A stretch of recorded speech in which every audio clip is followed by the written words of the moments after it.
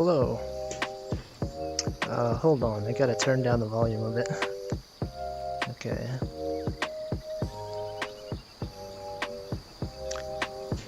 Alright, I think we are back at it, at fishing. I'm indeed fishing.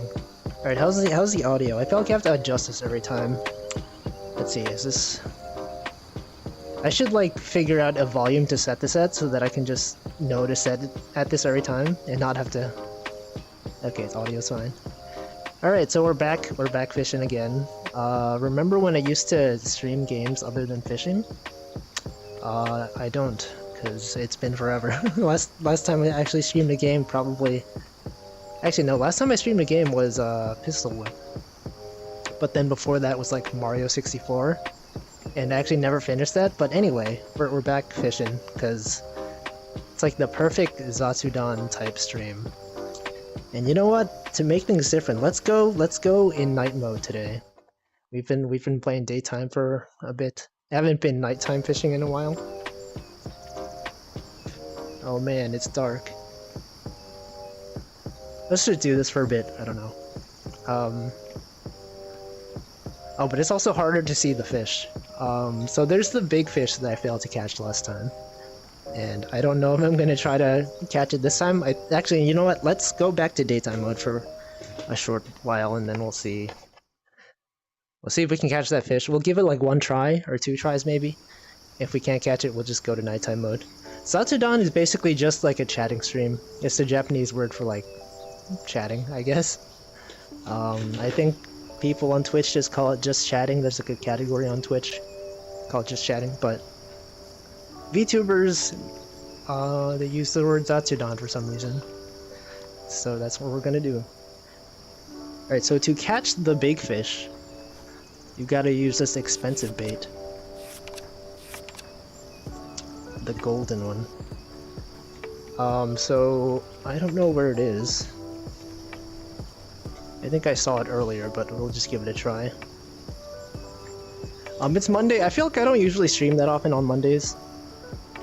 Just because usually, like, that's when streamers put out their schedules, and I'm just like, I don't know if I want to, like, stream, at the same time as someone if I don't know when they're going to be streaming.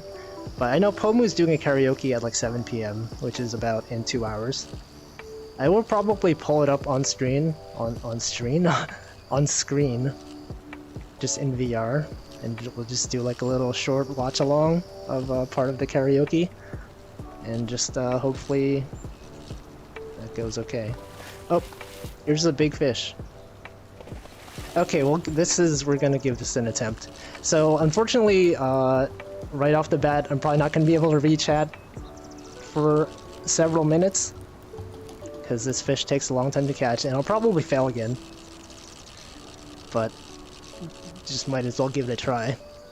Currently, you're studying the creation of metamorphic rocks. Oh no, I failed already? Shoot. Okay, well, that's not a good sign. I don't know that much about rocks. I remember in like high school, we had to take a geology course, or not. I don't know if it was geology. It was like earth science. There's like some bunch of stuff we had to learn, and I forget all of it. I feel like in high school you learn all this stuff, and unless you go into a field where it's actually relevant, most of the time I'm just like I did not remember like any of this stuff. Like calculus, don't remember anything about calculus. There's probably some people watching who are like in college or high school.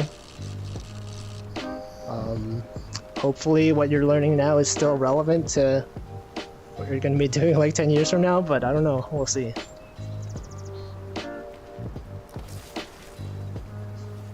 Okay, so this past week was pretty, a lot of stuff happened this past week. In terms of like VTuber stuff. I know Niji EN and Holo EN opened auditions, right? Like on the same day even. I think like Niji EN had auditions open for like some night, and then the next morning I opened Twitter and it's like, oh yeah, Holo EN is also opening auditions. Specifically for like the male VTubers, but I don't know, we'll see how that goes. because it's gonna be like a Holostars EN, I guess. Yeah, calculus. Okay, so calculus was fun. I actually was the weird kid in high school who actually enjoyed calculus. It was like surprisingly like interesting. I was excited to take it because for some reason the people that I knew online were just like, yeah, calculus is awesome. So I was influenced into liking math. And I did enjoy it in high school. But then I went to college and that's when things get difficult. And then I no longer enjoy math. Yeah, I know Holo EN, they opened auditions like a while back and they said what, like any gender, so I'm assuming it was like Holo Live EN and also Holostars EN. But this past week they were like, oh yeah, specifically we're looking for male VTubers, please apply. But I don't know, I'm not gonna do it. If anyone in chat is thinking of auditioning, good luck. But I think that's not the life for me. I feel like maybe sometime like in the past I might have considered it. Just like, oh yeah, this seems cool to be something like that. But then after a while I just realized I don't like having expectations. Because if you're like in an agency, they're like, oh yeah, you're gonna get a huge audience, you're gonna have to like stream consistently. And I'm just like, I don't know if I want to do that. So I'm just gonna be here like fishing for like once a week for like 2.5 hours every week. I feel like it'd be like a lot of stress. Oh, we got the big fish. Okay, this time we'll get him. And by this time I mean probably not this time. It's gonna be really hard. Also, I positioned the camera differently this time. Because I noticed last time when I was streaming, the camera was on this side. And it kept pointing, like, at the mountains. Or, like, this big rock thing behind me. And it was kind of hard to see, like... I don't know, I feel like this view is more interesting, but if I'm facing this side all the time, I guess you're not gonna see my face as often, so maybe that's not a good idea.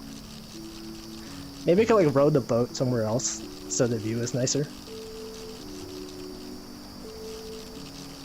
Alright, I'm gonna stand up for this. Just because the big fish warrants actual effort on my part. So if I do this correctly, hopefully this is the last mission, and then I could go back to just casually catching fish. Man. You know, I feel like maybe I should have chat like not fixed to a position on the boat so that I can actually read them like wherever I'm facing. I could have it floating, so just like wherever I look, it's chat. Or I know some streamers, they attach chat to like their arms so that they can just like, you know, they flick their arm like backwards, not backwards, I don't know what the term is. Like on the back of their wrist. This is where chat resides. I don't know, I feel like most of the time I'm not like spending too much time catching fish, so maybe it's fine to keep it on the boat. But it's hard to see what people are actually saying. If anything, there could be people just not saying anything right now.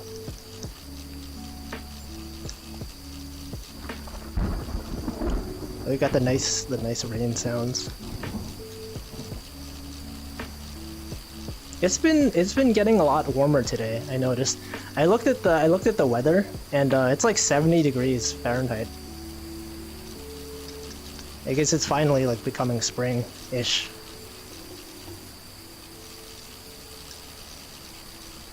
I think my arms are gonna get tired pretty soon.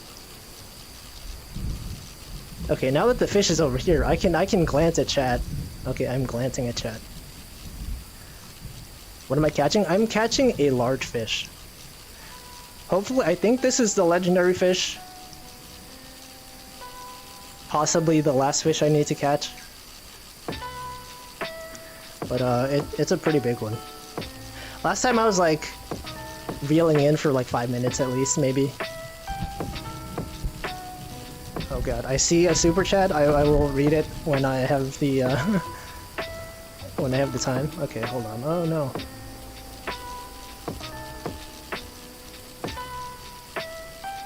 I like the lightning. Okay, I mean there's another big fish down there. I don't know if that's the one I'm supposed to be catching.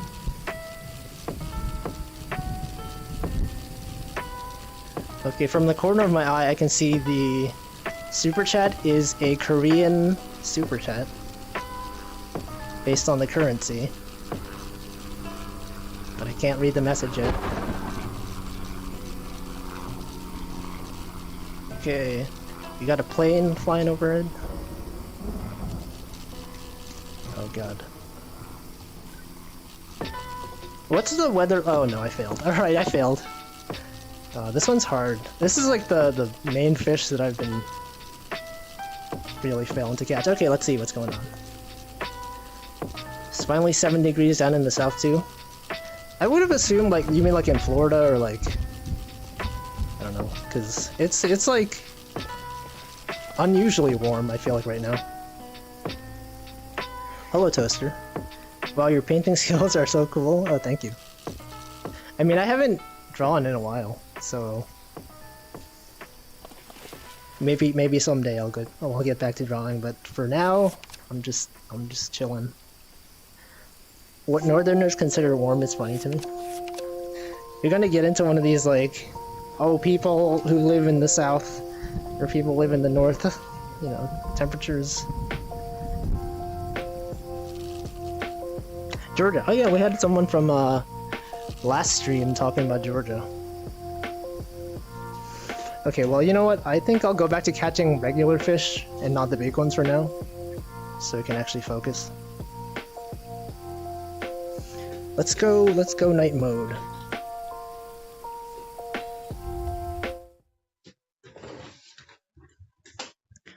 Alright, we're here in the dark today. Yeah, everything's like nice and glowy.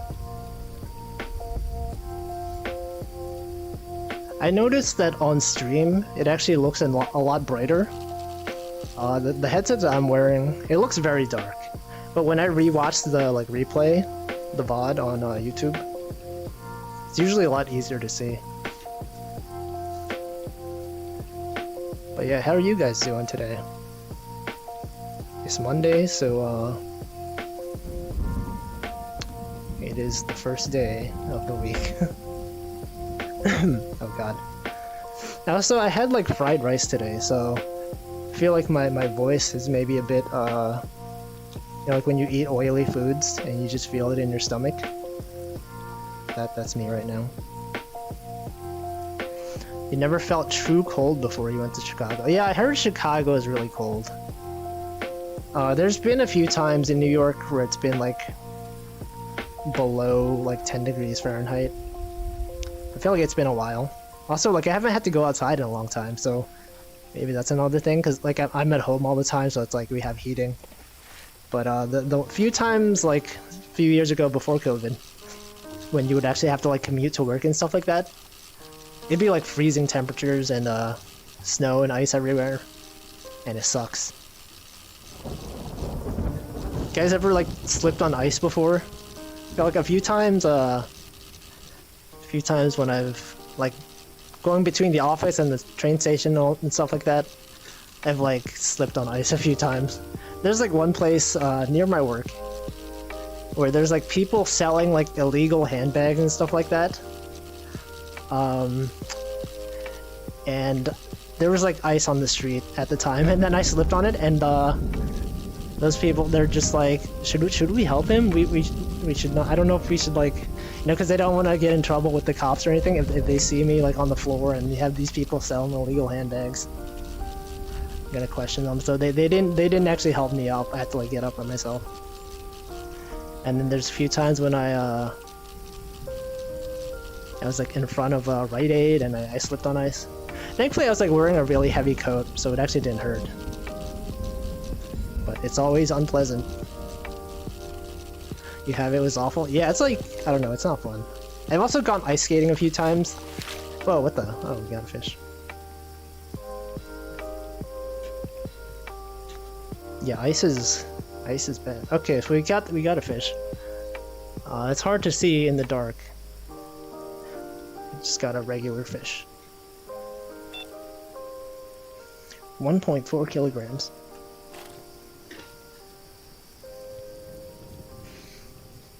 It's pretty bad. Okay, let's go again.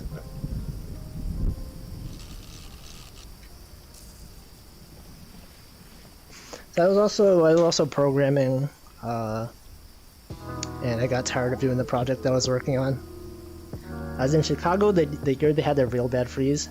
How long ago, like, was there like a one specific instance where it was really bad? I can think of a few, but those were like a while ago. There's probably like one when I was a kid that was like really bad. The one time you slipped on ice, you sprained your ankle. Oh no. It took a whole year. Oh shoot, it's bad. Yeah, I've never had like a serious injury from slipping on ice. Thankfully. It's also like when you slip on ice, like it's also kind of hard to get up because if you're still on the ice, it's like you get up and then you slip again. And it's bad. You guys ever been ice skating though? I did ice skating like maybe twice. One time was like a long time ago, probably like in middle school or high school. We went on a school trip. I didn't fall that time, but it also wasn't. I didn't try to go very fast. I still don't have the. I can't talk. I still don't know exactly how to ice skate. I mostly like try to stay on the edge and hold on to stuff. And the second time I went ice skating, I think, was with like a group of Love Live cosplayers. It was like a long time ago, but I did fall that time. And then like when someone tries to help you up, like accidentally like pull them down with me. It's hard to get up when you're on the ice.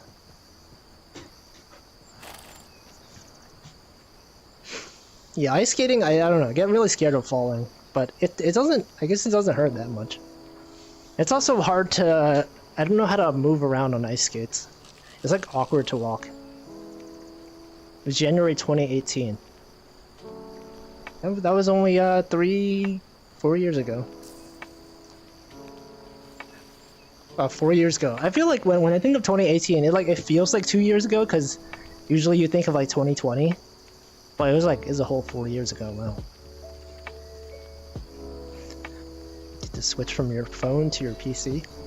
I have internet issues sometimes. I notice when I'm streaming. Sometimes it'll just buffer. Yeah, I've tried like I used to stream on Wi-Fi. Now I actually have Ethernet, but sometimes it doesn't work that great. Anyway, yeah, it's been a while since it's been cold. I feel like this winter wasn't so bad though. Then again, it's also maybe because I also didn't go outside. A lot of issues can be solved if you just don't go outside. I know at the office, or not the office, the workplace, they're like organizing a meetup in New York because everyone's been remote for so long. I think I mentioned this last time too, but I don't feel like going because the whole COVID situation, I don't want to risk it. But they're gonna meet up maybe in a few weeks, and they're choosing restaurants, and I think some people suggested like a shabu shabu place that I've been to. And it's pretty good. I've been there like twice. Or once with my coworkers. Anything biting today? We tried to catch the big fish twice and it failed. Now we're just like catching regular small fish. Just because it's a casual fish catching day. I'm fine with cold weather, can't stand it when it's hot. I feel like I'm the same way. I feel like for me, if you gave me the choice between like really cold weather or really hot weather, I would probably go with the really cold weather. Because like with the cold, at least you can put on as much clothing as you need, right? When it's really hot, you can't like you can't take off like your skin, right? I mean, you could, but it'd be weird. Because like, no matter how cold it gets, you could like turn on a bunch of heat. You can, you know, put on a bunch of layers. You can wear like heated blankets and stuff like that. When it's really hot, you just like, you have air conditioning, which is okay sometimes, but sometimes it's still cold. And then, I know in Japan they use kotatsus. Those are actually pretty nice.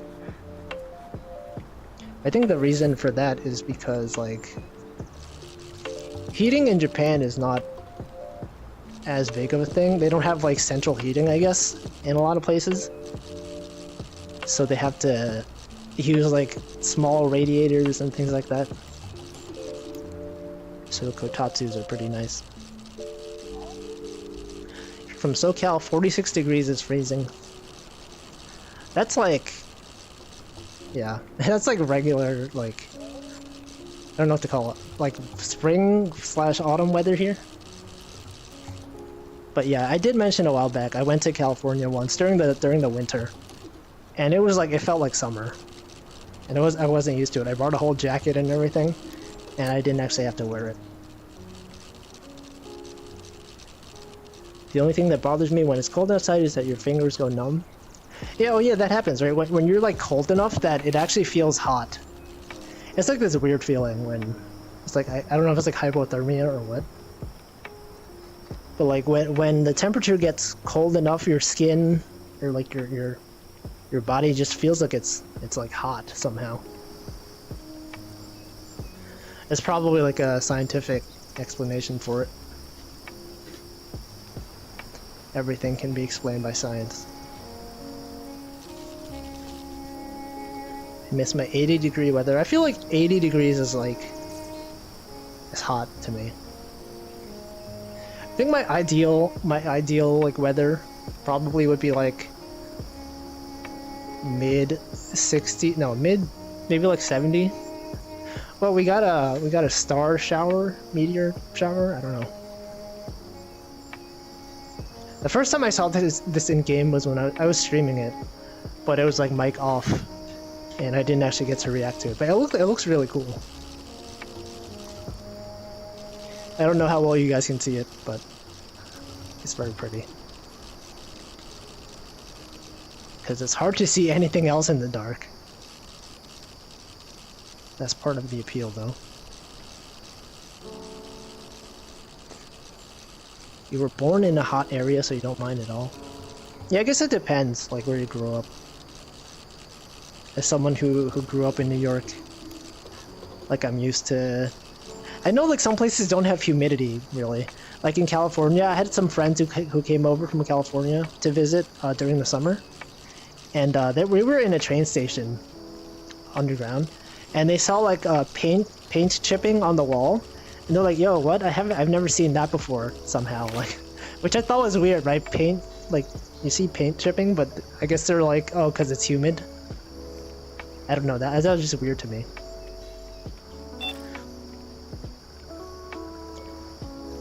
And, but, yeah, I guess in California, the heat is more tolerable because it's not humid. It's like a dry heat. When it's hot, it's better to be outside in the shade than indoors. Is that true? Is there a reasoning for that? Okay, so when I was a kid, I was stupid. I used to think that, like... I don't know why I thought this, but I used to think that standing in the shade would make you tan. Like, oh yeah, I don't know, this is stupid, I was a kid. Like, oh yeah, it's darker in the shade, so like you stand there, you become darker, and then I would just like stand out in the sun sometimes. And I was like, what the heck? What was I thinking? That's stupid, don't do that. But I learned that's not how things work. Everyone who moves here from a colder place eventually gets used to it. People forget what real cold is. Yeah, it depends. It depends on what people are used to. I don't know, probably if I ever like moved to California, I'd probably like... I know some people are like, oh yeah, I wish there was like real, quote-unquote real weather in California, like actual like snow and stuff, but I mean, I don't enjoy snow anymore. I used to when I was a kid. And then I would not miss the humidity. But also, then if I move to California, a lot of places you need a car to get around, which I do not want to do.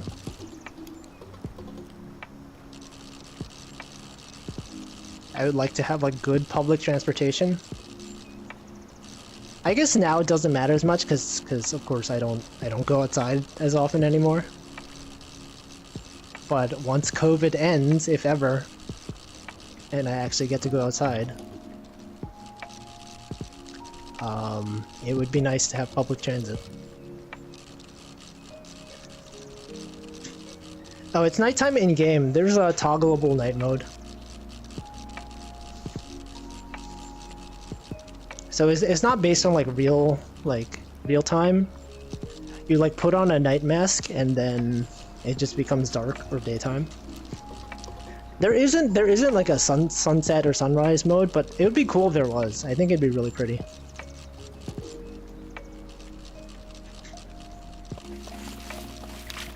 At 30 years old, you've only seen snowfall like 3 times. Oh yeah, I guess like if you're in California, right? Sometimes when I was in California, actually in the winter,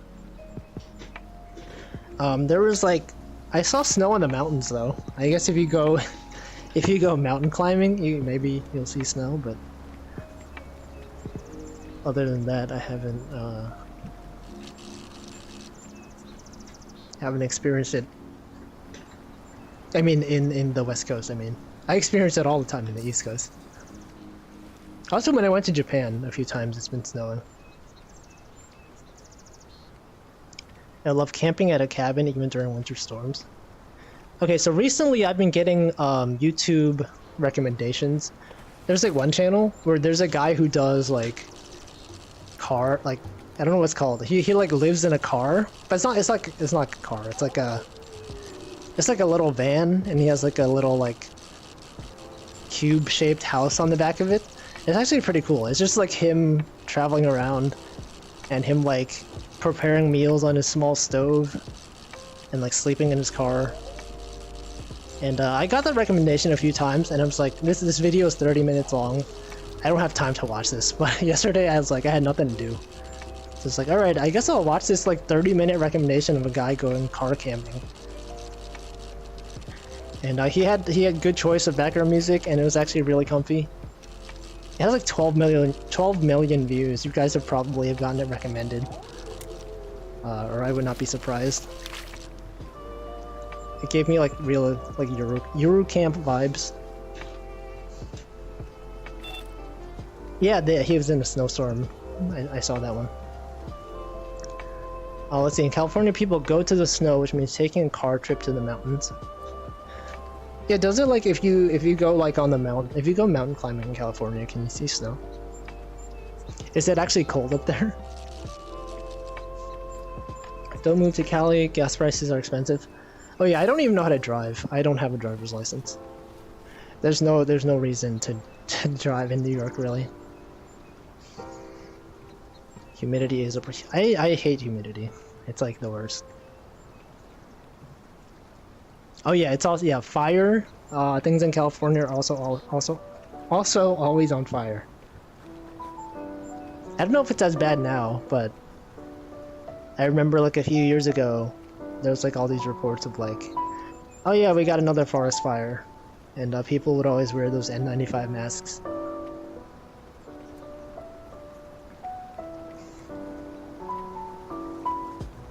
Yeah, the guy going camping in his car.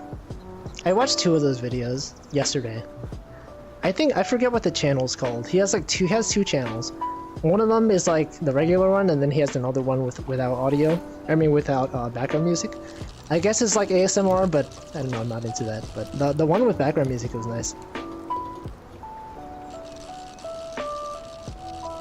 Yeah, it's like a wooden box on the back. He has like a little ladder that he puts on it.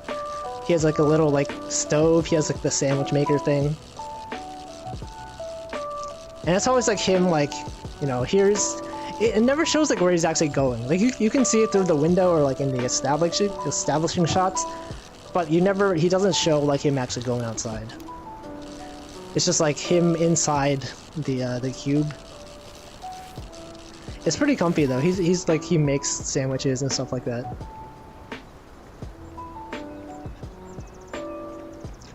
I mean, I would recommend watching it. I don't know what the channel is called. It's like Journey is on the way there or something. I forget exactly.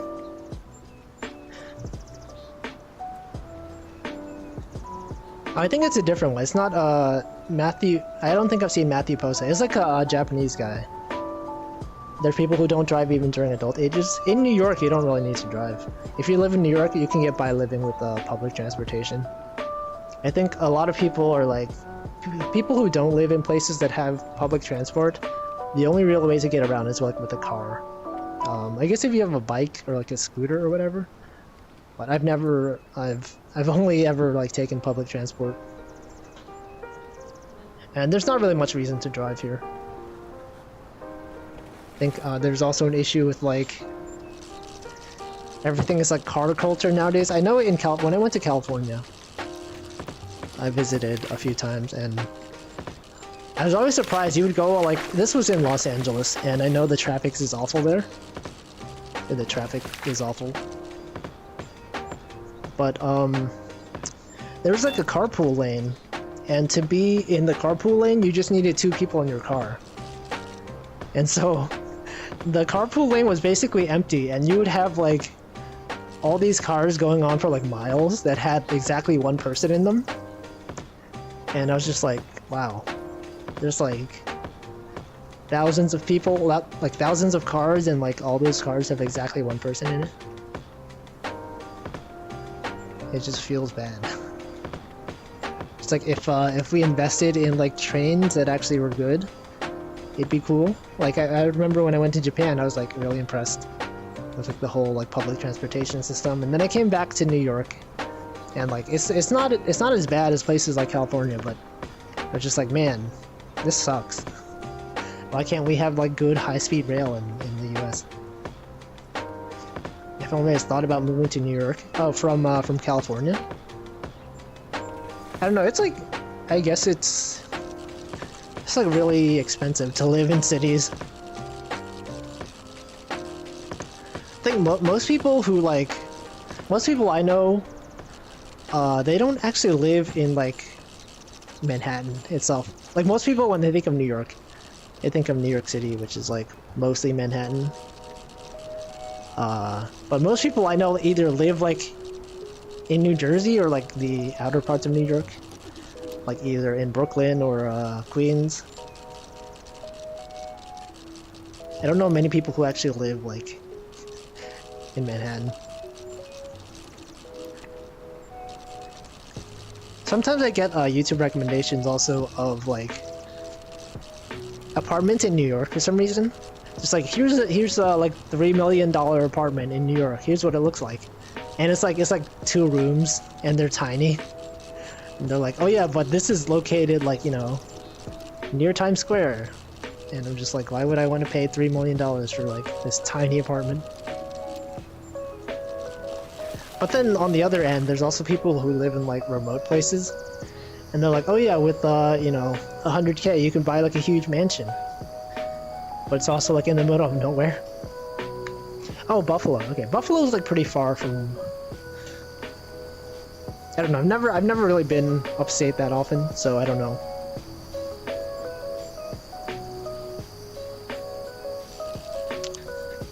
But yeah, you know.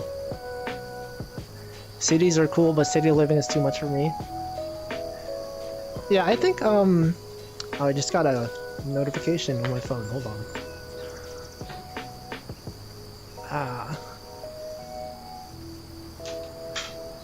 Oh, it's a recruiter email. Okay, I'm gonna ignore that.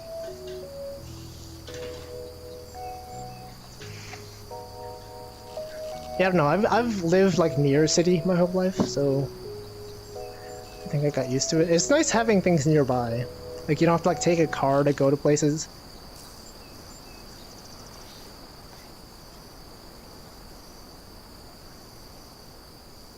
Okay, let's see. A simplified version is car companies bought out public transportation. I wish there was more, there's more trains. That'd be nice. Never been to New York. It's too far. Wait, where are you? watch Precure. Where, what part of the world are you in? I haven't traveled that often, actually. I've only been to, like... I've been to a few East Coast states. I've been to California. And then I went to Japan. It's basically... What the heck? My hand was floating. I see that? Okay, that was weird. Ever seen mansions in Texas? Yeah, they're huge, but also, like... I don't know if I would want... I don't know if I would want to live in Texas.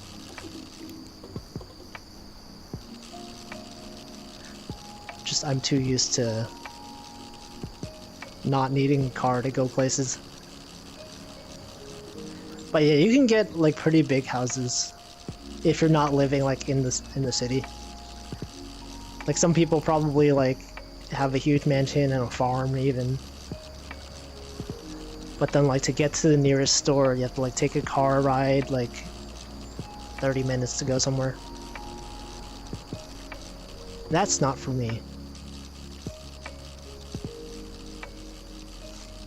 Blew my mind when I found out buffalo wings were named after the city. Yeah, I think I've known. I mean, since I live in New York, I'm aware of Buffalo, the city.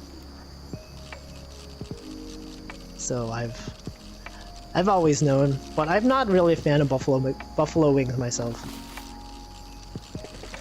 I don't know. I don't like the. It's not really the spice. It's like the taste of the sauce that they use. It's like I can handle spicy, I just don't like the type of, I guess it's like the acidity of the buffalo sauce or whatever. It's not really my thing. They killed the old rail system to sell cars. I think there's too many cars. If they could just replace some of the cars with, like, trains or buses, that'd be cool.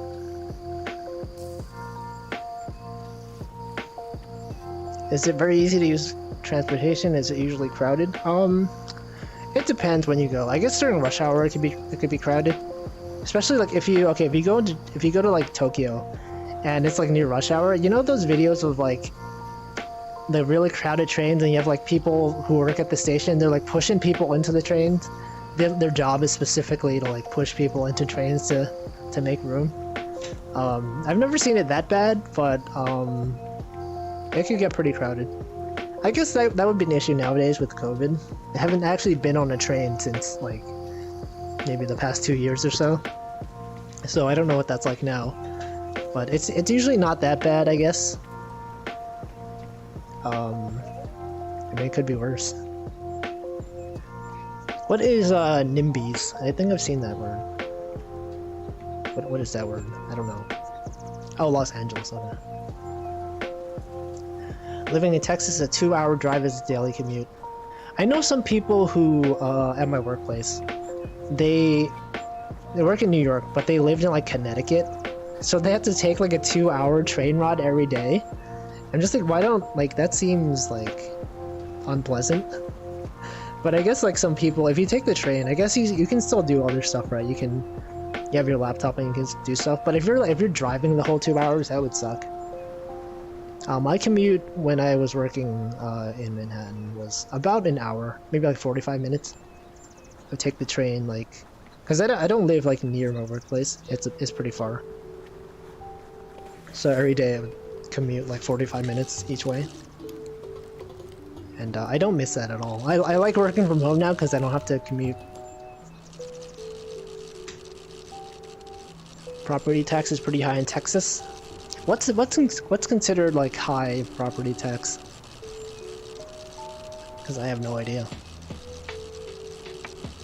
Have I ever been to New England?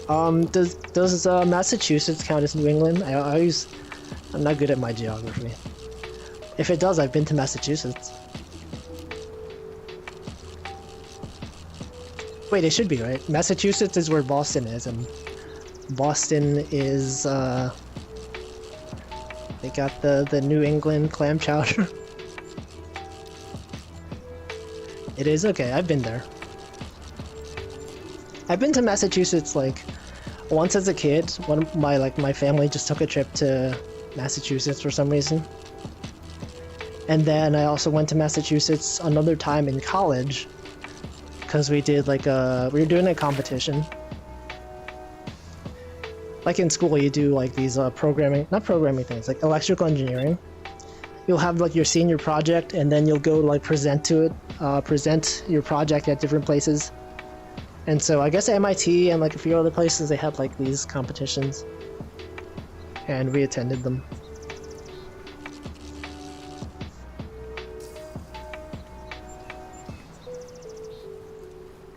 Embrace bicycles. I like when I was a kid, I think I learned how to ride a bike.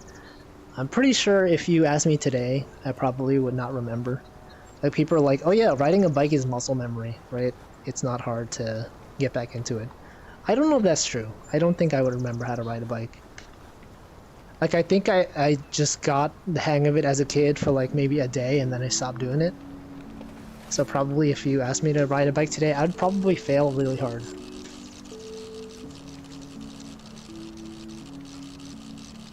Lots of cities in California had rail lines. They only seem to stick around in San Francisco. Yeah, it's a while back, I think I was planning a trip to San Francisco just because I had like a friend who lived there and I just wanted to go somewhere. But I was like, I don't know, you still needed a car to go to a lot of places because like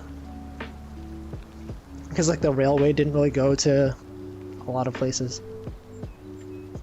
Also, let me drink water. It's been like 45 minutes. Oh god. Let me put my hands down.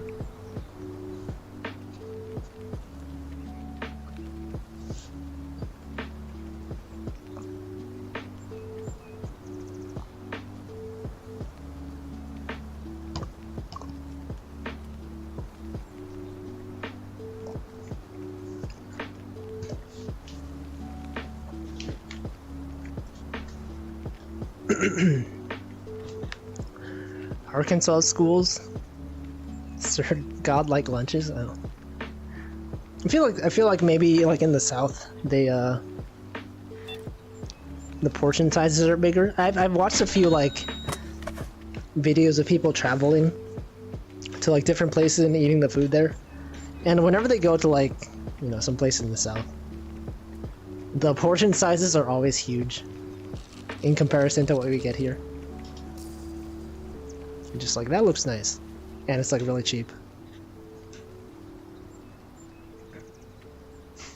Texas has 0 state property tax, only federal. Oh, that's nice. Gotta head to the gym. Okay, good luck with the gym. I don't know if I've ever been to a gym besides like in high school. Our high school, when we had gym class, there were a few times when we actually go to a physical like gym outside our school for whatever reason. Like I guess we had a partnership with like YMCA or like some actual gym, so we would go there instead of our own gym, which was nice because our school was pretty small, so we had actual like facilities in the gym, so you could actually use their like exercise machines. That was like for a year or two.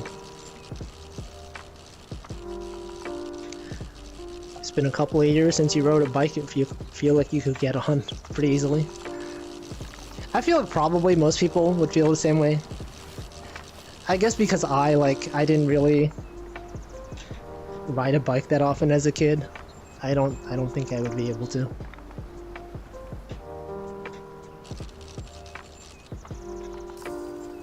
Maybe if you gave me training wheels. You know, I've never actually seen like an adult trying to learn how to ride a bike actually. All the time it's always like you just see kids riding. I guess like most adults, they learn how to drive or ride a bike as a kid, so they don't have to do it as an adult. But I wonder how often it is that you have an adult that never learned how to ride a bike, and then you just like see like a random adult trying to ride a bike with training wheels in real life. I've never seen that, but I feel like that would be me if I had to learn how to ride a bike again. If I had to like attempt to ride a bike. Huge fan of your drawings. This has been a very chill stream. Yeah, all my thank you, and also all my streams are basically exactly like this.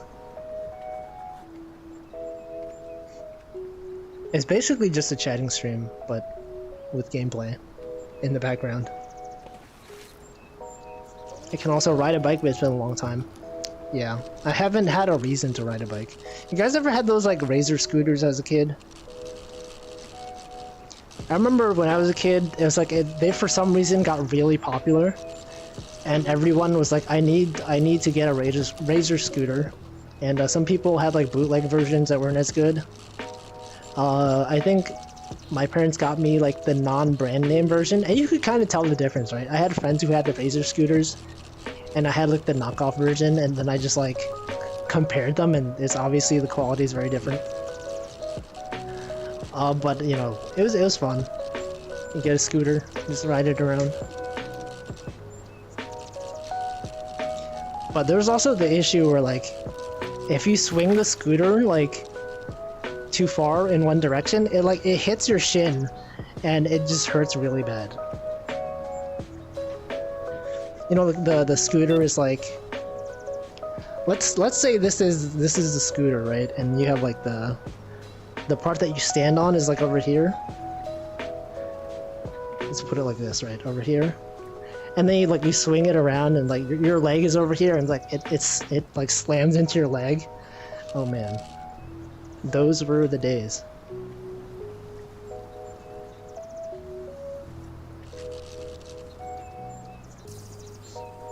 Good luck on your stream. I don't know if I really need luck. I'm not gonna try to like catch the big fish, I think, for a while, but I guess if I ever need luck, that would be where I need it.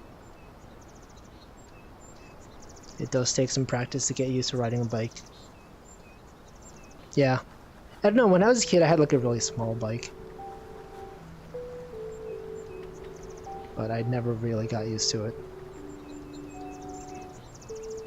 I don't know. I never had the need to. Yeah, Razor scooters.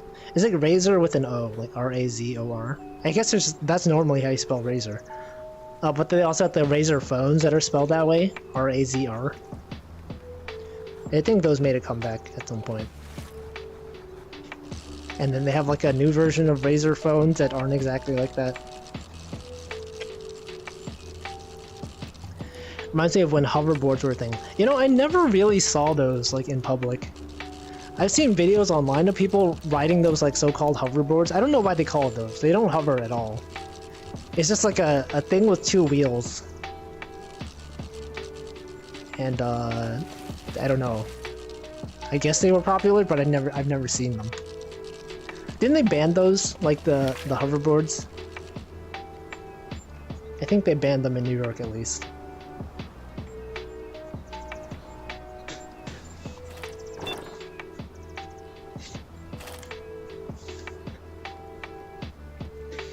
Yeah, Razor with the tech companies always like to remove letters from the end of their words.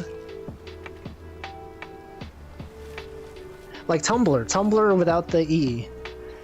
And it just ruined the way people think of the word Tumblr, because every time I see Tumblr spelled correctly, like, you know, the thing that you drink out of is called a tumbler, but every time I see it spelled correctly, I'm like, wait, should that E be there? I've seen it more often spelled without the E, and then the normal way of spelling it just looks weird. You ever catch the ripstick? I've never heard of that. What is a ripstick?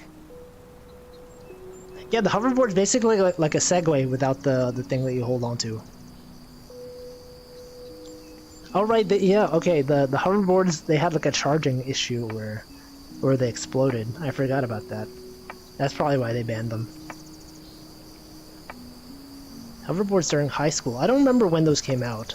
I think I was probably like either in college or working at that point. It's been a while. I don't see how those hoverboards didn't get sued for false advertising. Yeah, I don't know. I don't know like why they named them hoverboards.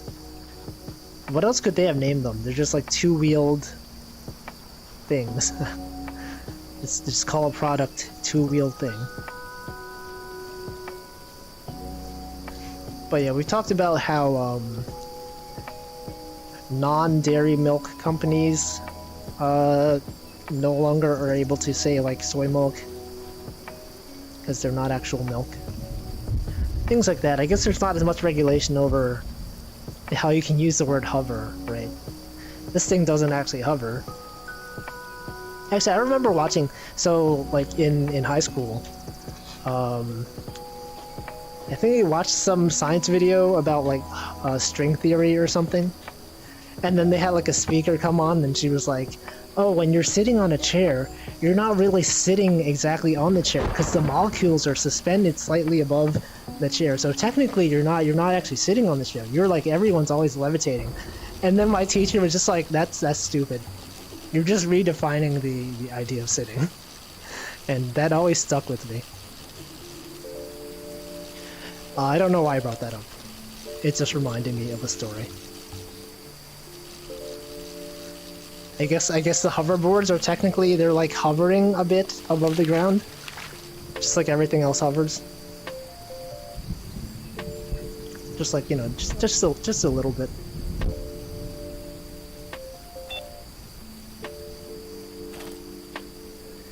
I played Mortal Kombat games as a kid and was really confused when I spelled. Okay, yeah. I know they use the word like when they spell Mortal Kombat in the games. It's always like with a K. I think, don't they name a lot of things also in that game? Like, they spell a lot of words that are normally supposed to be spelled with a C. They just replace them with a K for some reason. I can't think of a specific example, but I feel like that's a common thing in that game. Ripsticks were a thin skateboard with two wheels and the back wheel on a caster. I don't think I've ever seen those. Ripsticks? There's a thin skateboard with two wheels and the back wheel on a what is a caster? I could probably look it up. Actually, let's do that. We can do that in VR. Let's go. Let's open up Chrome. Oh god, look, here's my YouTube dashboard. What is a ripstick? Oh, there's my search history. Okay, how do I bring up the keyboard? This is too much effort. You know what? Never mind. I'll do it later. Ripstick. Let's go back here. Oh yeah, coins with a K. I've never actually played Mortal Kombat. Well, I'll look it up later. When it becomes 7 PM, I'm gonna turn on the Pomu stream. We can watch the karaoke live. They probably didn't think hard on what else to call besides hoverboard. I feel like when I think of hoverboard, I think of like, you know, actual thing that hovers. Like Back to the Future. That kind of thing. Seems to be like a hoverboard. Oh, I mean ripsticks. Aren't there also like longboards? I know there's like skateboards, and then there's like longboards, which are basically just like long skateboards. I don't know what the deal is with those, but there's always like videos of people riding them, like and they seem to go very smoothly. Pomu's about to be moving soon. Yeah, I haven't actually kept up with her streams lately. Like she found a new place and she's moving there. Because I saw like 3 days this week her schedule's empty because she's moving. I think I talked about the last stream too. The fact that I've never moved before. I feel like it must be like stressful, especially if you have like all this like streaming equipment. You have to like make sure it doesn't get damaged. You have to like box up your streaming PC, all nice. Didn't Ame also move recently? She was like, she had the karaoke with the Halloween members last week. And then she, like, was moving. She got tired of streaming from the closet. Did she say anything about, like, her roommates also moving with her? Or did she just, like, move by herself? I could probably just watch the videos, but... they're probably, like, the context is, like, spread across many different videos. And then I could watch clips, but then I don't feel like looking up clips. Man. Keeping up with VTubers is tough. Moving into a new tree. Yeah, I don't know. I mean, it seems cool. I know some people have some pretty big closets, though. Like, my room is actually pretty small. I would not be surprised if, like, someone's closet was bigger than my room. All of her roommates except one are moving with FOMO. Oh, okay. I wonder what that one roommate is doing. Well, I don't know. That seems cool, though. Have a fresh new tree to live in.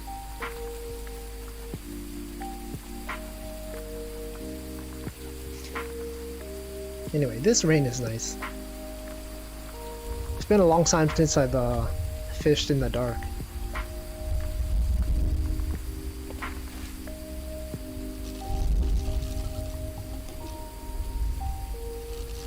I think this past weekend I was watching, like, Karaoke was doing a Punch-Out stream, and like for every time she lost, she would do like a bunch of squats.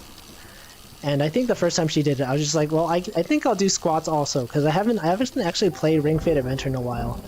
And so I did like 30 squats, and my legs were killing me. And then she kept losing, and I kept doing them. I think I only did like 50 squats, but she ended up doing like 400 something of them, which I'm surprised at. But I woke up the next day, and my legs were like killing me. And so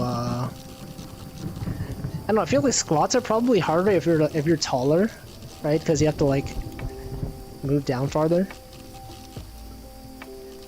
I actually was never really good at doing squats until I actually got Ring Fit Adventure. I didn't actually know how to really do them.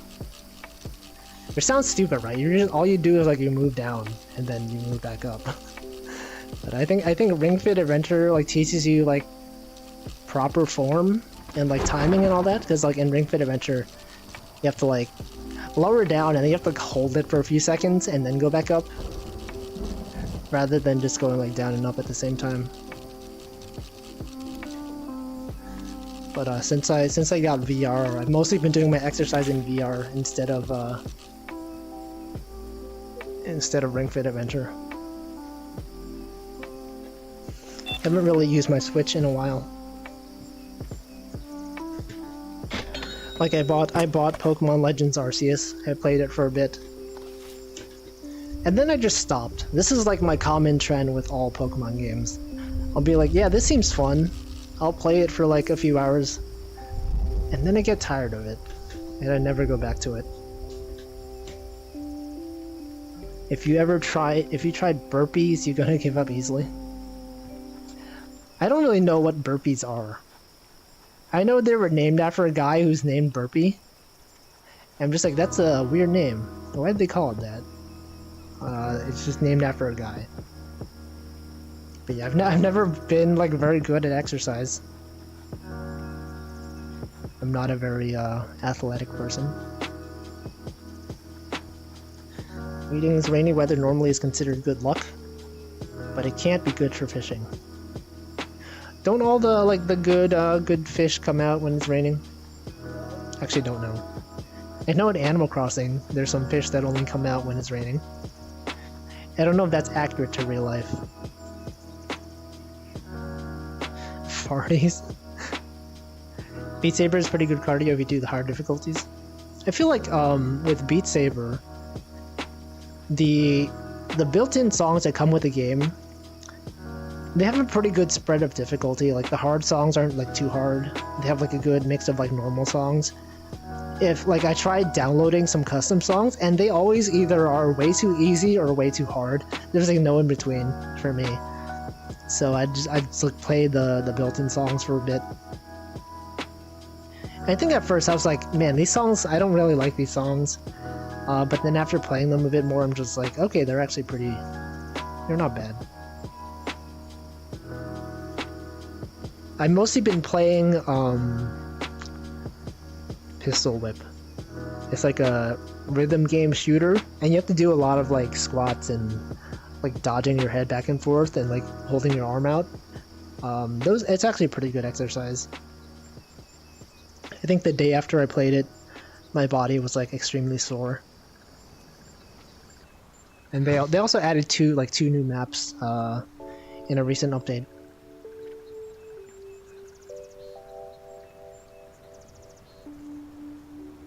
That never happens to me with Pokemon, happens in the game that you don't stream.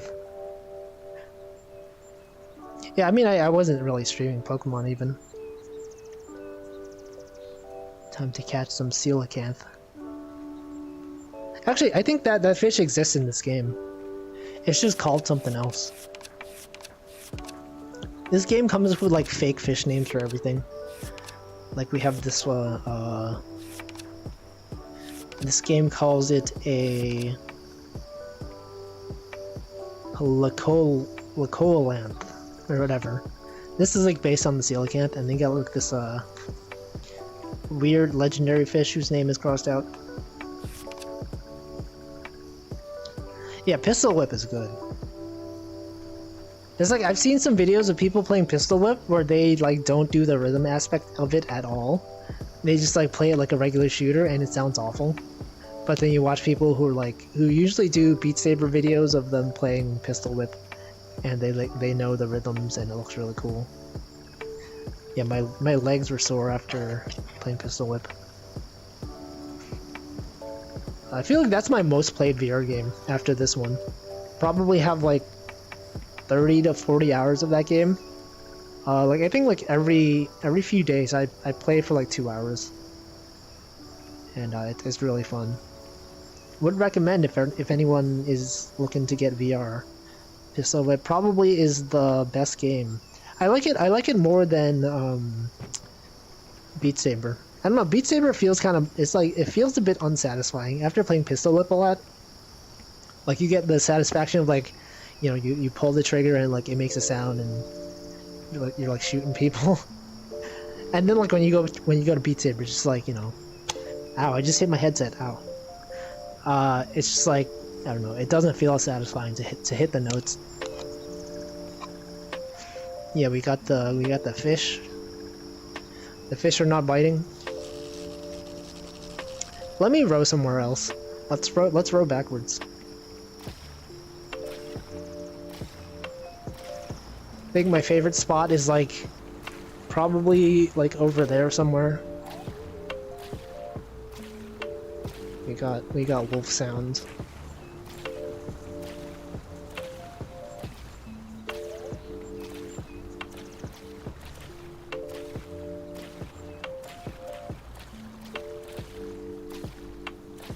This feels like a good spot.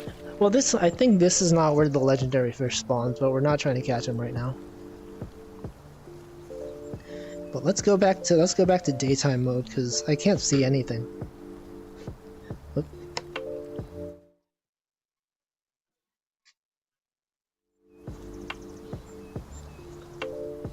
Wow, it's so bright now.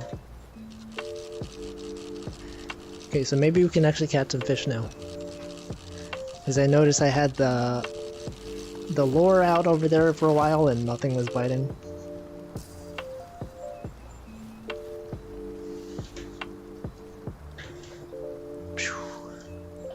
Anyway, like I was talking about before, last time I was doing the programming stream of me playing, or not playing, me doing the Grand Blue Raid Finder rewrite.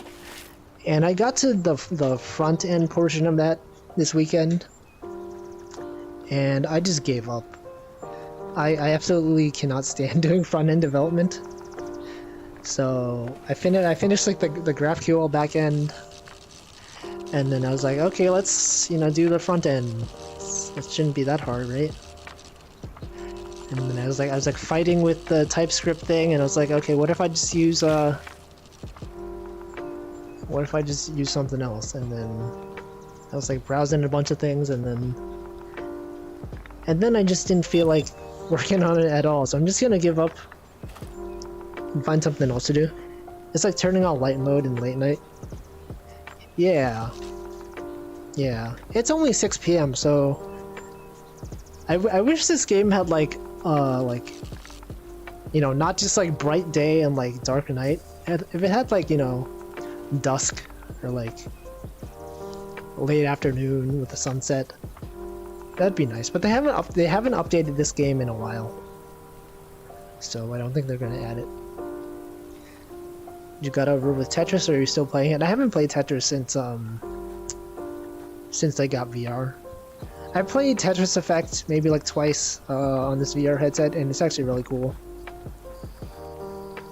But I haven't really played Tetris much lately. I kind of wish, like, one thing I wish that you could do in Tetris Effect VR is to play while lying down. Because Tetris is the kind of game where you don't have to, like, you know, in VR, you don't have to move around a lot. I'm surprised they don't let you lie down and play Tetris. Like, since the VR headset is, like, oriented based on, like, how you're standing in real life, the Tetris board is always, like, in front of you, like, horizontally. But if you look up, like, if you're lying down, you're technically, like, facing up all the time. And you can't get the board up there, which sucks, because I would like to play it lying down.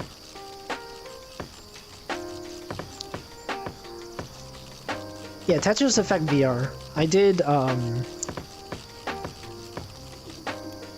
a stream of it, but not like it was unlisted, no audio, or like no mic. Want to try one of those no-code front ends like Graphite? I've never heard of Graphite. I mean, the Graphite that I've heard of is like the Stats-D Graphite, which is a completely different thing. I know there's like with front end it's usually like React or Vue, or I know Svelte is pretty popular nowadays. I was trying Relay React, but I don't know. I just don't want to do. I don't want to like move divs around. I don't want to like style things. I just want like the data to be there. And then like everyone was like using different TypeScript configurations. Everyone's using like a different bundler. Like I don't want to figure out Webpack and like whatever. I just want like the data to be there. Someone else do it for me. I did also mention a while back that maybe I'll do a stream where I play Tetrio multiplayer. We could like join the same lobby and play together. But I just feel like fishing. I don't know, I've watched a few like indie VTuber streams where they play Tetrio on Twitch. And I know there's people who like, I guess on like the pro Tetris player discords, they just have people like watching like Twitch to see who's playing Tetrio, and all the pros just join the lobby, and then they'd like destroy everyone. And so it's not that fun. If you're in one of those rooms, you're just like, I'm just gonna watch this indie VTuber like get destroyed by Tetris pros because they happen to be streaming Tetrio with a public lobby. But they're usually pretty good sports about it.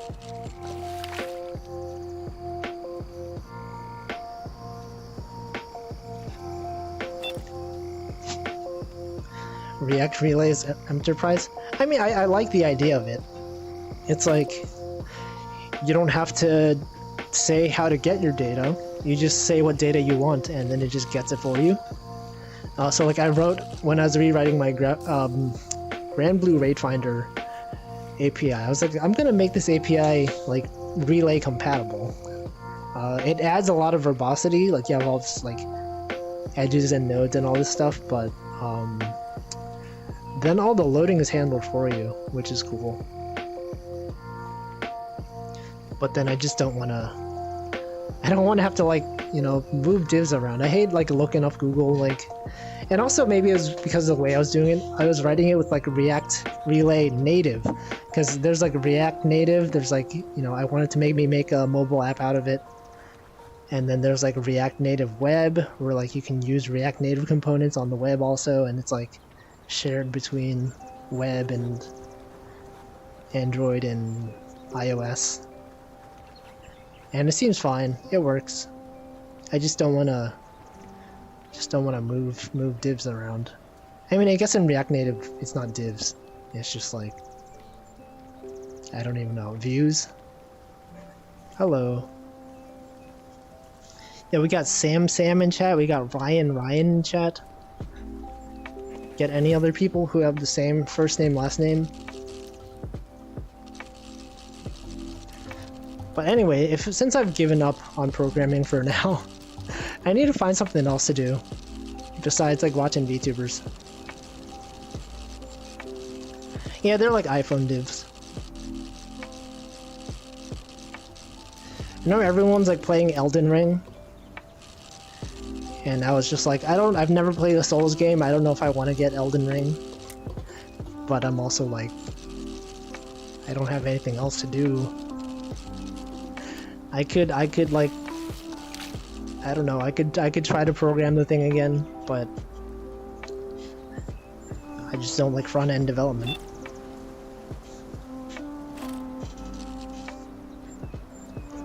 And I also heard Elden Ring is like the most approachable Souls-like game so far, because if you get stuck on a boss, you can just walk around and go somewhere else. Whereas like in Dark Souls, you have to like, you basically have to beat the boss, or else you can make no progress. But also, I don't know, I feel like that's the kind of game where you would spend hundreds of hours in. I was also reading that like HoloEN or HoloLive in general, when they had to get permissions to play FromSoft games, for some reason they had to like request a specific number of hours. They had to like book their streams. Because I was reading, someone was like, oh yeah, Gura had to like request to book 3 hours, and then Kiara had to book 5 hours of playing Elden Ring. And I think they loosened that restriction at some point, but it's just weird to me. You're like, oh yeah, I want to play this game, but I'm only allowed to play like 3 hours at a time. And then, I think that's no longer the case. I think now they can just play it whenever, because Callie did like a guerrilla stream of it. But the corporate VTubing world, permissions, thankfully don't have to worry about that. Oh man. Okay, maybe I'll give another shot at catching the big fish. It's been a while and my arms are not as tired anymore.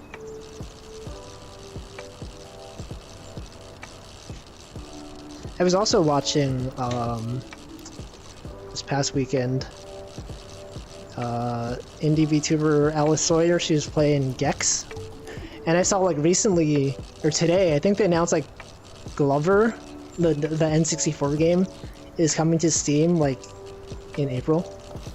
And I remember seeing commercials for like Gex and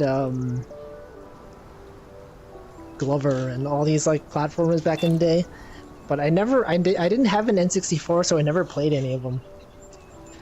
I think some people probably have like fond memories of like, oh yeah, I played Gex as a kid, or like I played Glover. Well, my only memory of them is like commercials.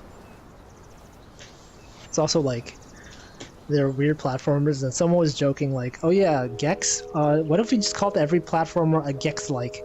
Like, you know how like there's certain game genres that are based on specific games, like roguelites, like Soulsborne games. We got Metroidvanias, which are named after specific genres or specific games. I know back when like FPS games weren't really a thing, people called FPS games like Doom-likes, because Doom was the only real like FPS game at the time. Wonder if there's any like I don't know if there's any like new games that come out that kind of define the genre. Be like, oh yeah, this is a, oh yeah, there's like Wordle likes. Games that are like Wordle. Yeah, this game is like Gex. Elden Ring is basically like Gex. Mario. Are there Mario-like games? You call every platformer a Mario-like. That sounds kind of too much permissions, to be honest, but in some way game companies get sponsored at the end of the day. I know like Callie had that whole arc where she was trying really hard to play Persona 3. She had like, the whole stream where she was begging for permissions and they never actually gave her permissions. That was a long time ago. I don't know. If you just watch indie VTubers on Twitch, they'll just like play whatever, right? They'll play like an episode of Kitchen Nightmares, and like, I don't know, they can just do it, and it's fine. Or sometimes they'll get like temporarily suspended for it.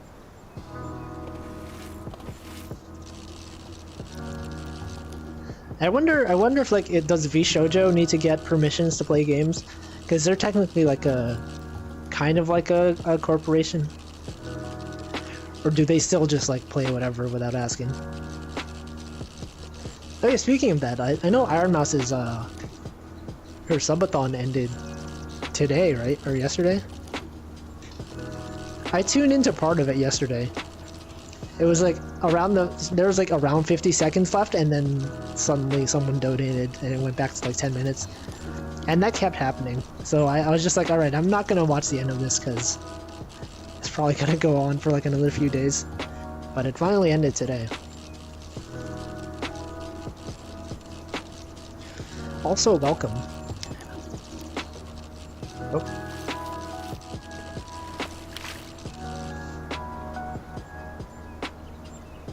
I've also heard that they're going to enable gifted memberships on YouTube at some point. I was reading that some like Hololive members were talking about adding like a cheaper tier for emote only. Because I think unlike Twitch, YouTube you can price your subscriptions differently, or price your memberships differently. Whereas on Twitch, it's always like $4.99 or whatever. Apparently on YouTube, when they implement membership gifting, they only allow you to gift the cheapest membership tier. So if you have like $5 subscriptions and you have like $2 subscriptions, gifted membership will only apply to the cheapest tier.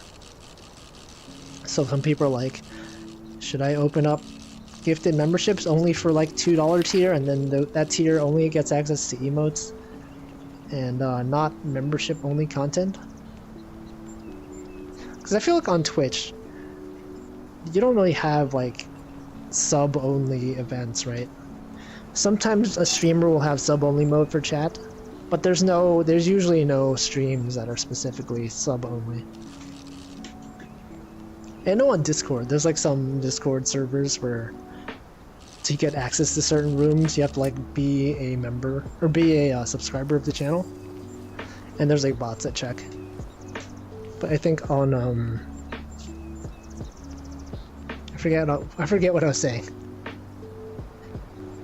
Oh yeah, Twitch doesn't have like members only content usually. I know they had an idea where they're going to add it a while back, but people didn't like the idea of it. When it comes to emotes, Twitch is always an equal, right? It's equal price. You know, I used to kind of not like the whole like the fact that you could use emotes on any channel, because like sometimes you go into a channel and like you just see a bunch of people spamming emotes from other channels. But after I got used to like watching smaller streamers, I was like, okay, actually this seems fine. Because like, you can recognize, okay, if the community is small enough and you know people from different chats, it's like, okay, this person has this emote, so they're a regular in this other streamer's chat, and I know that other streamer, and it's fine. I guess it's a good way to network. Also, when I get gifted subs on Twitch, I'm more likely to like actually visit the person's channel or like try to chat. Did I ever play Kid Pix as a kid? I think I've seen it. I don't have much memories of playing it as a kid. I think I tried most games I played as a kid were like Oregon Trail and things like that. I feel like I probably played Kid Pix like once or twice as a kid, but not enough to really have significant memories of it.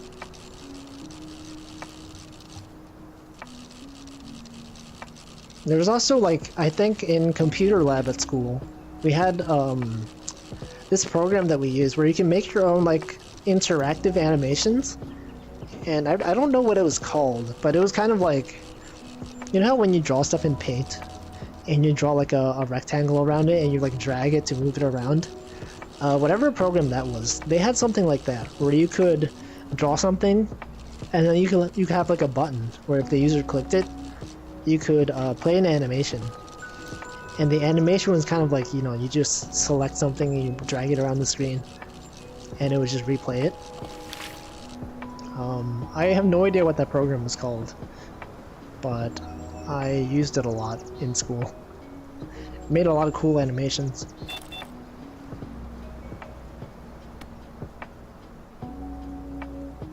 Anyway, it's been another 30 minutes. I think it's time to drink some more water. So I will go put my hands on the chair and drink water.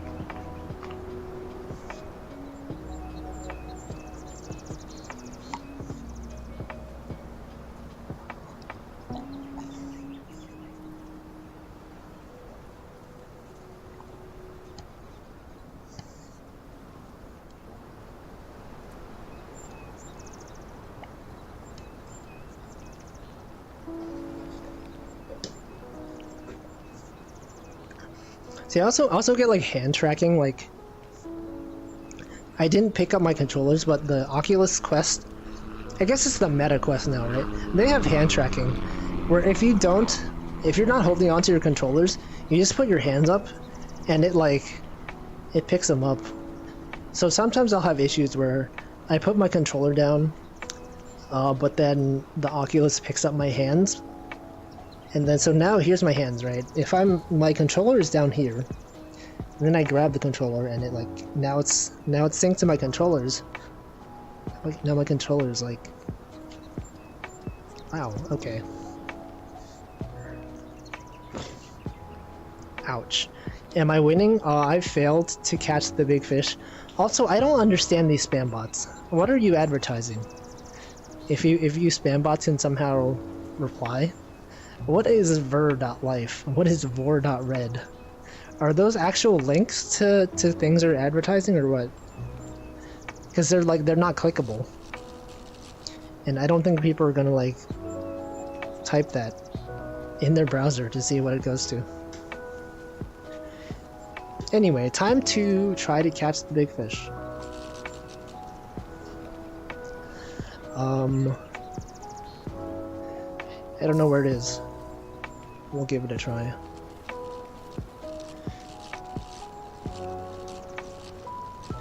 But yeah, I'm gonna try to catch the big fish. Other than that, we're just chilling as usual. It's a bit of a slow day today compared to usual. Okay, I think the fish sees it. It's coming this way. Nope, never mind.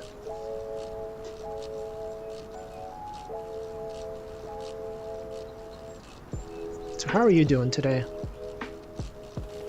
It is Monday. It's Monday the 7th. It's already March. Actually, I mean, it was March last time I streamed also, but I feel like these past 3 months are pretty quick. It doesn't feel like Christmas was like too long ago.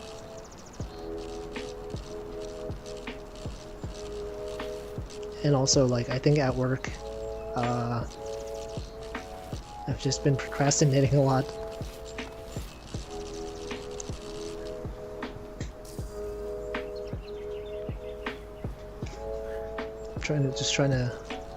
Trying trying to find that fish. Yeah, it's already March. I don't know. It's gonna be April soon. You guys have any cool plans for April Fool's Day? I wonder what's gonna happen. I have no idea.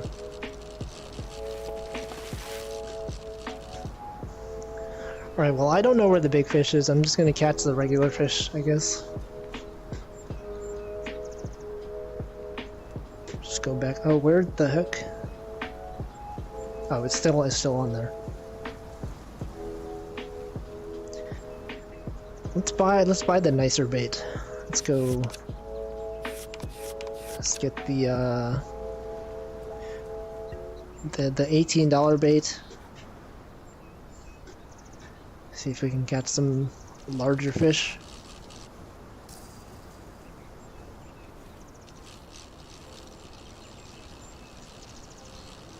Let's see what else happened this past week. We talked about some stuff last time. I don't know, not much. I'm not gonna be pranked where you're thinking about uploading a short cover. Oh yeah, of what song?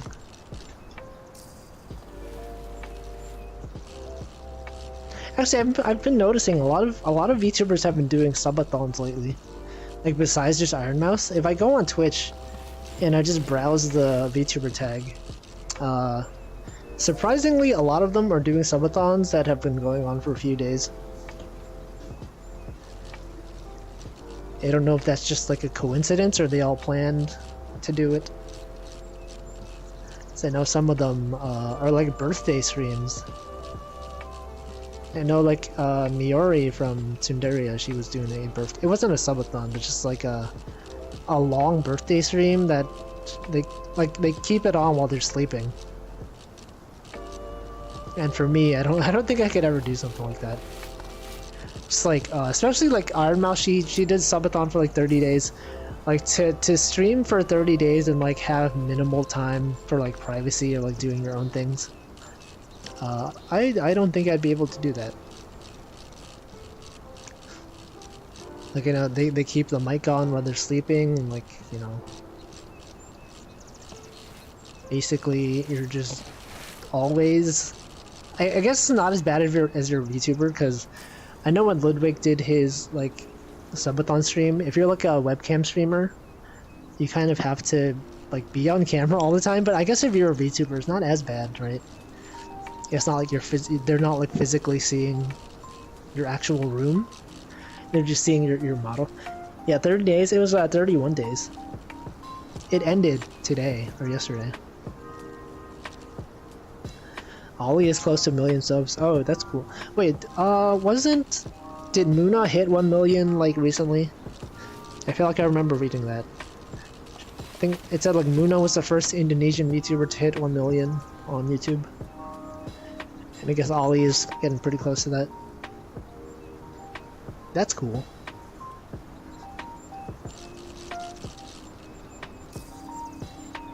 Haven't actually watched much of their streams, but it's cool that they're getting the numbers.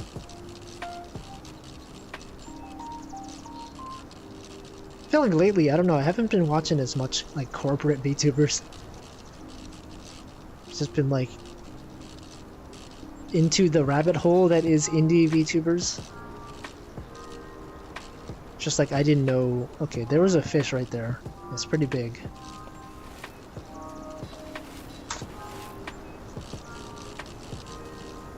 There's like a lot of indie VTubers that I like when you just browse the Twitch tag for VTubers. There's just like so many of them, you don't know where to start.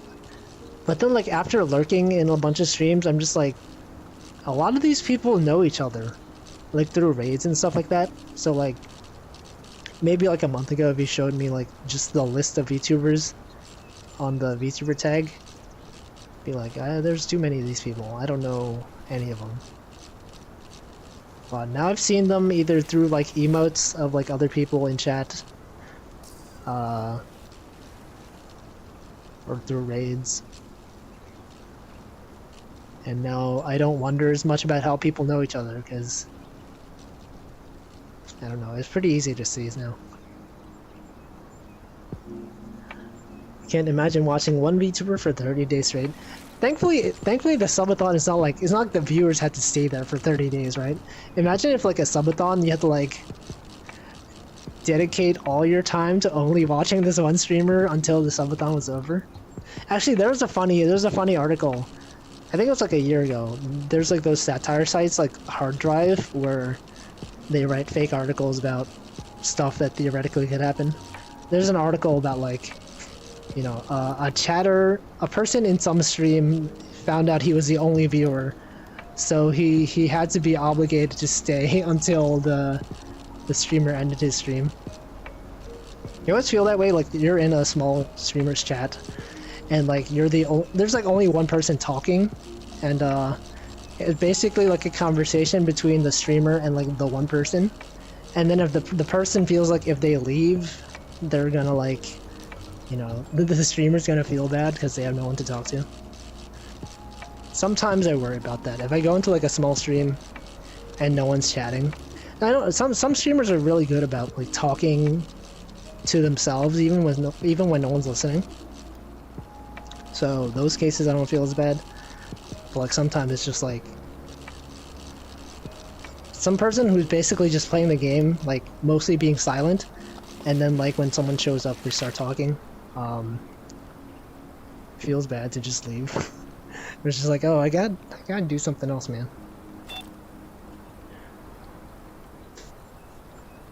You're almost at 100 subs, nice. Yeah, indie VTubers are cool.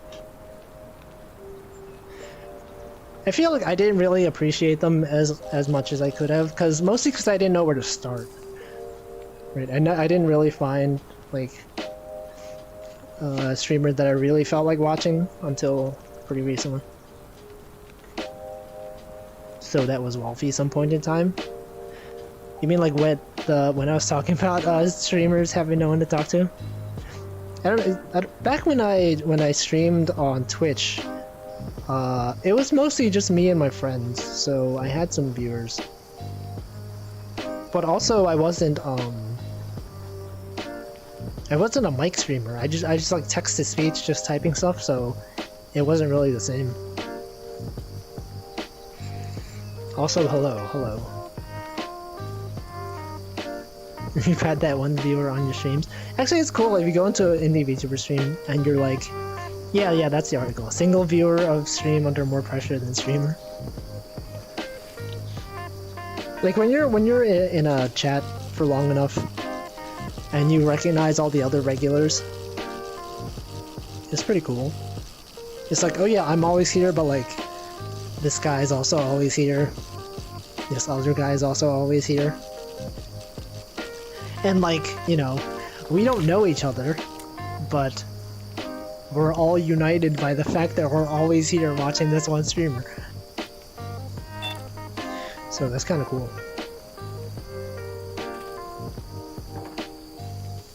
Just like, yes, this other person also respects the streamer that I'm watching.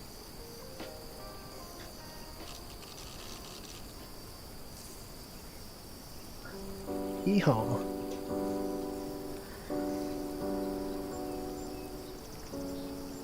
Also, you're that single viewer for a different VTuber? Yeah.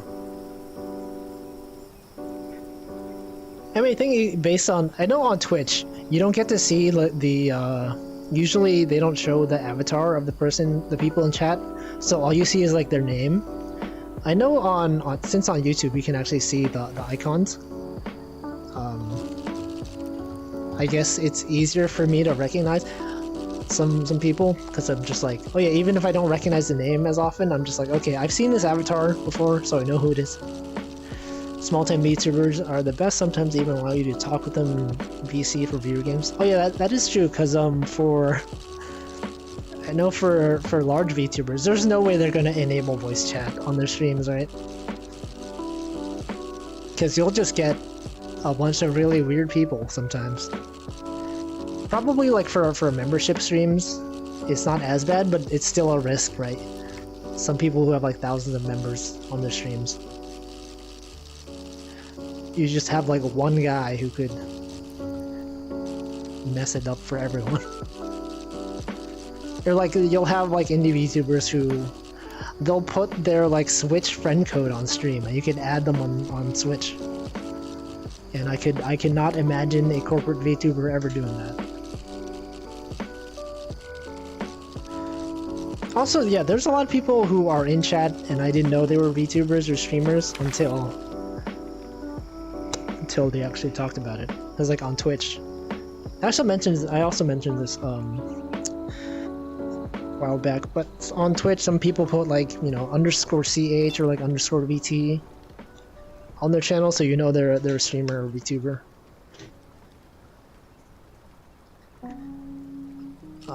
I think some people probably do that on YouTube.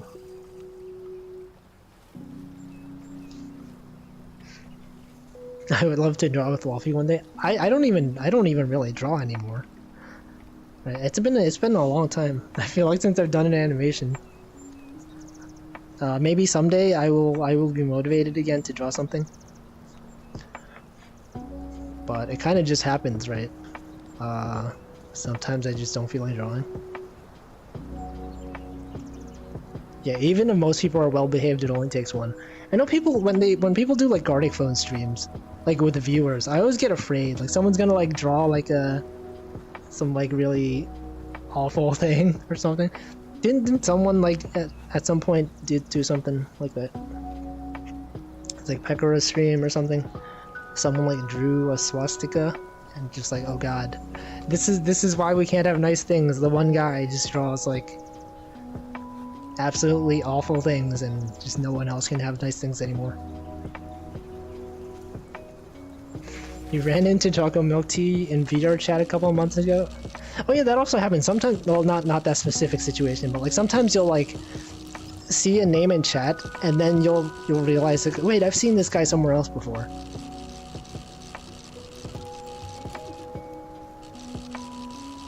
It has happened a few times. Also, welcome to membership. Thanks for joining.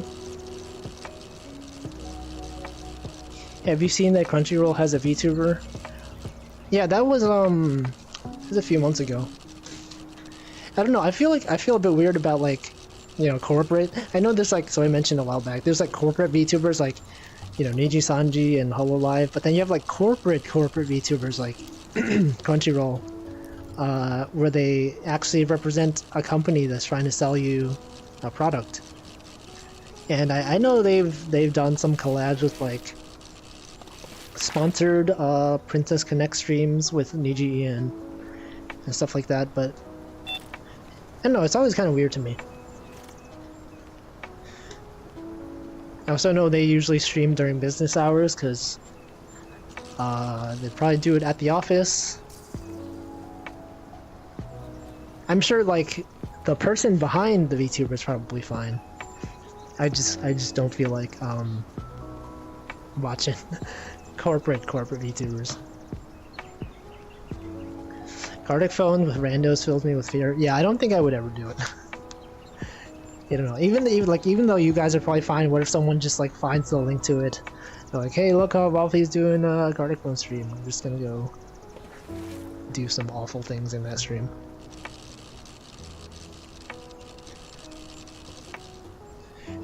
I don't know, sometimes it's fine. I know Pomu had a Gartic Phone stream with viewers. I think it went fine. Those are also impossible to join. I tried joining, and I couldn't do it. The only actual Gartic Phone stream I played, or like the only actual time I played Gartic Phone, was when Kiara like asked me to join her game specifically, and that's the only time I've ever played it. But that was a long time ago. I've tried to join some viewer streams. Never could get in fast enough. Even the ones, I know Gartic Phone has like a version now where they have like large lobbies, so like not everyone sees every word not everyone sees everyone else's catchphrase. Not catchphrase, whatever it's called. Like the... No, not everyone... Sorry. Not everyone sees every other person's drawing or like prompt. So there'll be like 5 rounds or something. But 30 people can join. But I've never been able to get into one. It might sound like an old man, but I just learned how to skip stones. You can skip stones in this game. Okay, that was not a good one. Yeah, look at that. I just did some skips. I've been playing VR chat. You gotta play more to upload. Yeah, I haven't played VR chat enough to upload my own avatar. I had my friend upload it for me. The only time you went into VR chat is for Pomu. Oh yeah, I didn't stream at that time, but I did talk about it when they were having the final day of the Niji-Sanji Express, the train map that they had. I went on VR chat. I met Feetman69. I met a few other people from Pomu chat. I didn't talk that much, but it was fun. I was nervous because I would never have been into a public VR chat room before. I did not know how it was gonna go, but everyone was nice. It is slightly anxiety inducing. MSI VTuber and Play Asia VTuber. Oh yeah, I've seen the Play Asia VTuber. I didn't know MSI had one. I know Netflix has a VTuber.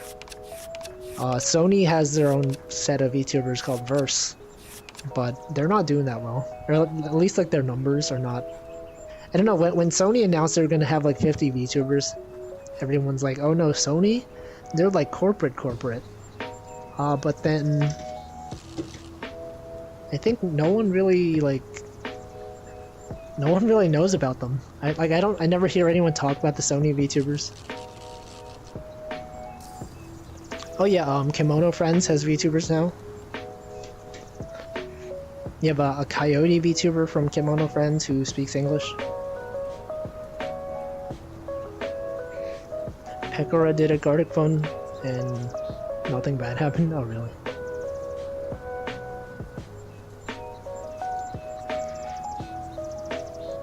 You gotta be lucky. It takes a couple tries, but never losing hope is the key.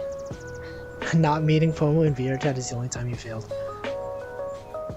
Yeah, when I went on VR chat for the Niji-Sanji Express thing, I did not think I would meet any of the livers at all. Even if I did, I don't know what I would say. I'd just be like, I don't know, there they are.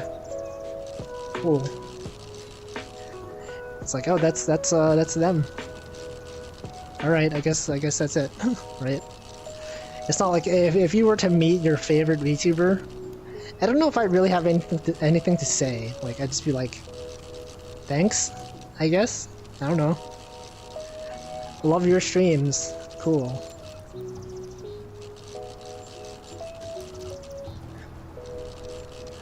Played Gartic Phone with a corporate VTuber recently and it went well. They're small VTubers. Yeah. The Gartic Phone stream was a while ago. You ran into Nina, Solen, Luca, and Shu. Whoa, like all 4 of them like at the same time. Yeah, Sony's VTubers debuted a long time ago, and no one ever talks about them. They don't have that many like subs on YouTube, which I thought Sony would like, you know, do more advertising for them. They had like a whole like big promotional video. They had like professional animation and all that, and it was like really hype and it looked really good. And then I don't know what happened. Also, Pomu's stream is happening soon, so I'm going to go pull up the window. Hold on. Let me open the Chrome tab. YouTube. Whoops. Hold on.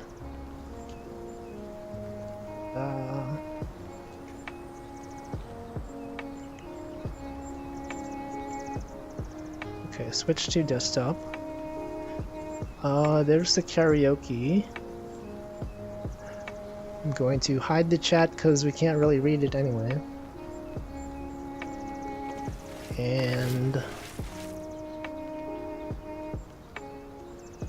switch back to VR. Oh, we got the fish, hold on.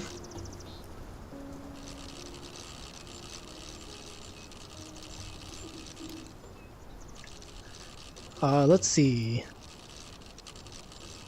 Haven't joined anyone in those kinds of games. I mean, Gartic Phone. Yeah, there's some games like Tetris 99 is a good game to get lots of viewers in because you could get 98 other people. I know Mario Kart is usually also a popular one, but then you have the issue where like some viewers just never leave. Like people will join the Mario Kart lobby, and then usually people will leave after one game, but some people just stay even if the streamer asks them to leave, they just stay. So the streamer has to like either leave themselves or like, you know, weirdly they don't let you kick people out of Mario Kart lobbies, which is kind of weird, but I don't know. You did meet some Niji-Ian viewers on that Niji-Ian Express train. Yes, I met some people. It was cool. It's a lot different, like... Oh wait, yeah, it's gonna pull up the poem karaoke, hold on.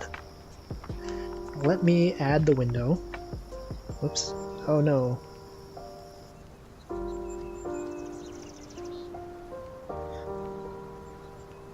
Oh, there it is.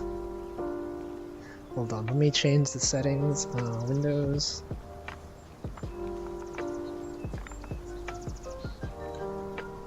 Oh, it's starting. Is the audio playing twice? What the heck?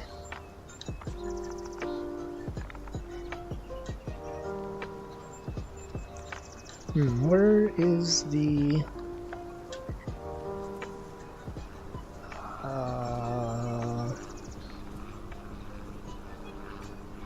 This one. Do I have two tabs open? Is anyone else watching this Pomu stream? Is the audio playing doubled? Oh, you know what? Okay, never mind. I have it open. I have it open on my desktop. Hold on. I have to go close it.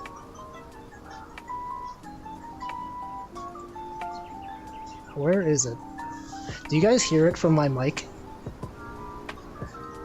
Oh god. Okay, there you go. I was wondering why the audio was playing twice. Okay. So, we got this. Let's pull up chat. Yeah, it was just me. It was my fault. Okay, we got this.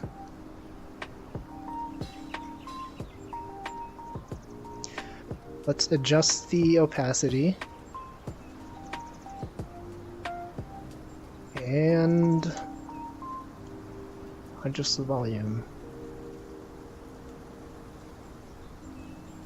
All right, now we can fish and we can watch Pomu's karaoke.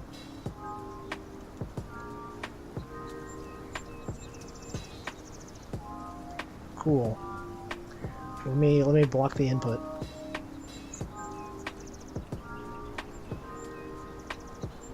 Pin and block input.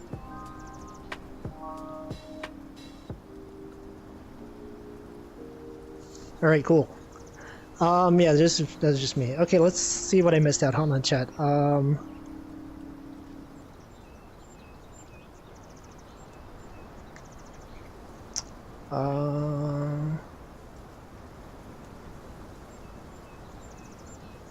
Wolfie light sticks when? You know what I'm gonna do?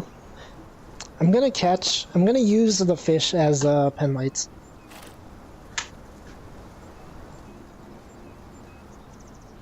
Here's me, here's my watch along.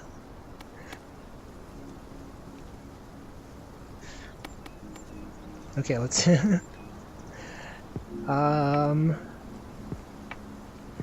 I know some of the livers they were using weird models. Tetris, Yes, from my stream. Okay, I fixed it. I had the audio playing from my speakers also.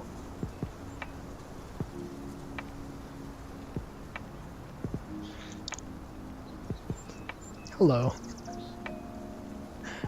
Do all VR games let you do this? Yeah, I use a thing called XS Overlay, and you can add windows wherever you want. So here's me.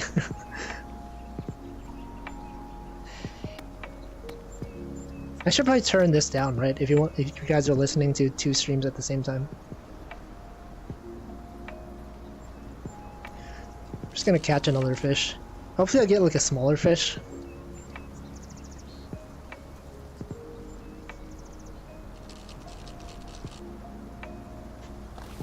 Oops. Should you watch Pomu Cord live chat or abandon your mod? You're a mod on the Pomu Discord? We got some Discord moderators in chat.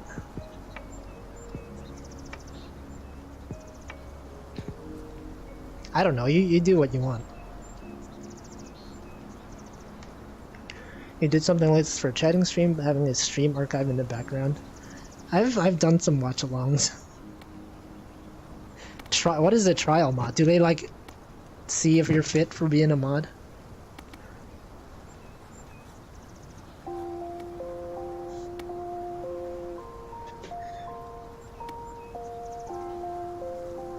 I would like to catch a smaller fish that I can use as a pen light. Actually, is there anything I could buy?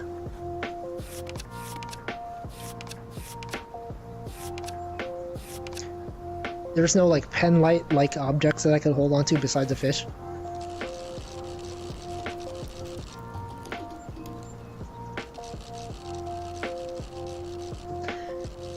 You're a mod, but you can't talk in the announcement chat. Okay. I don't enjoy being a moderator. I don't like moderating content.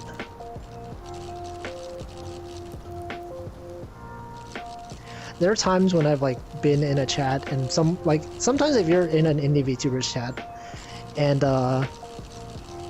their chat goes slow enough, but you have like some chatters that are just really weird.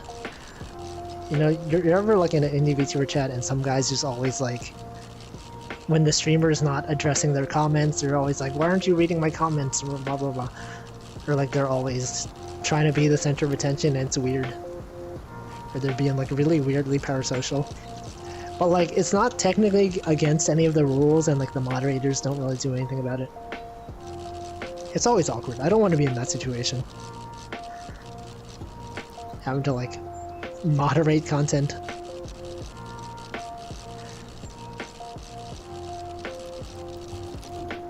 Anyway, this is a large fish, not suitable for pen lights. So welcome to 3-month membership. Wait, has it already been? Okay, it's been 2 months since I've opened memberships.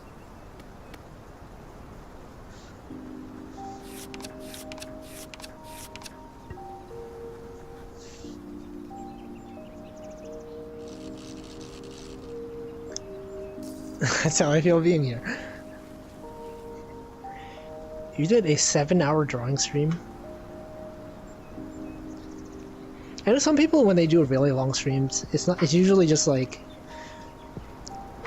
they're just streaming, but they happen to be, or I don't know how to describe it.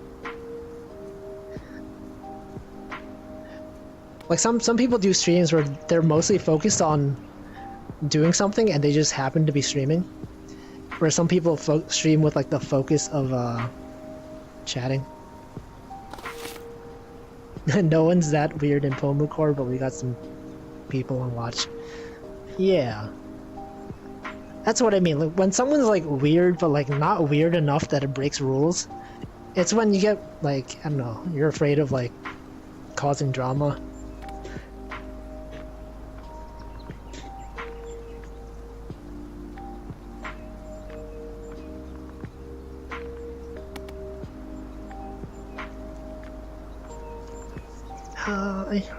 Okay, I need to drink water. Hold on. It's water time.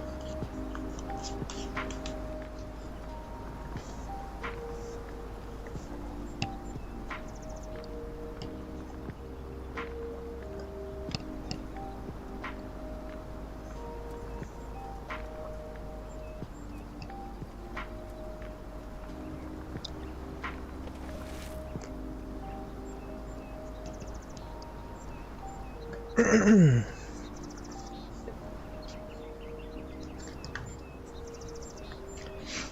been streaming on and off for 10 years. Whoa. Has Twitch been around for 10 years? Probably, right? I don't know. I mean, before Twitch used to be Justin TV, right?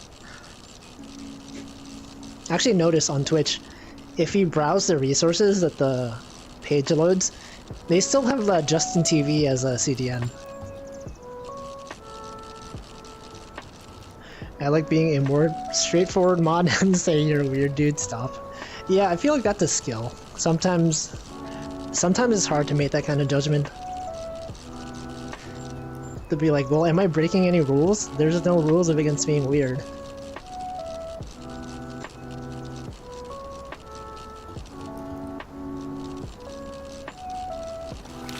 Remember also, like, I think livestream.com used to be a website people would stream on. Didn't know that 2012 was 10 years ago? Yes. Yes, I do. Okay, this is a suitable pen light fish. I need to catch more of these.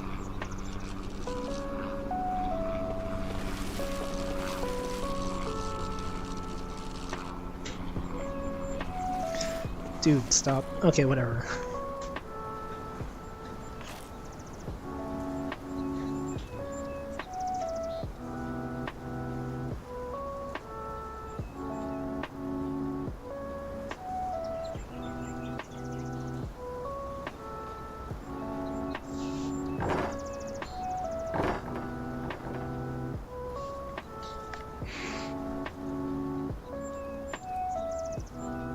I need another one of these fish. It'd be nice if they didn't like flop around so much. I mean, I guess that's just what fish are.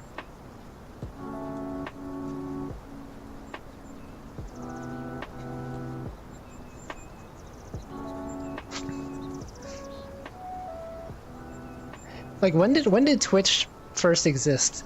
Was it really 10 years ago? Because I know I've been following like Northern Lion for almost a decade, but I don't think he was on Twitch since then. He'll turn 20 years old in August. Man, we got some like very young people. Who's that VTuber? This is Pomu. I'm surprised you know who I am, but you don't know who Pomu is. I've drawn like a lot of animations of Pomu. Pomu Rainpuff from Niji Sanji En.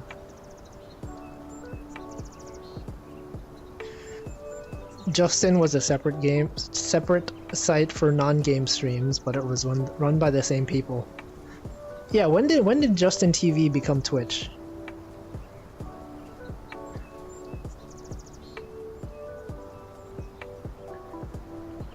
Yeehaw. Well, anyway, my talking is slowing down now because I'm multitasking now. If I'm less talkative now, it's because I'm listening to the stream.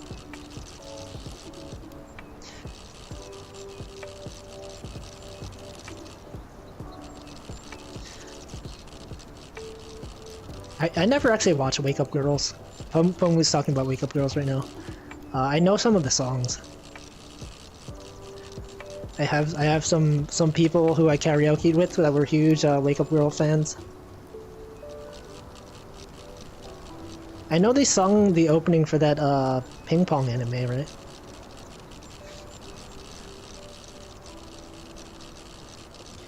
It's me, Pomu. I mostly watch Hololive and don't have enough time to follow any more people. That's reasonable. There's too many VTubers. It's unreasonable to expect someone to watch all of them.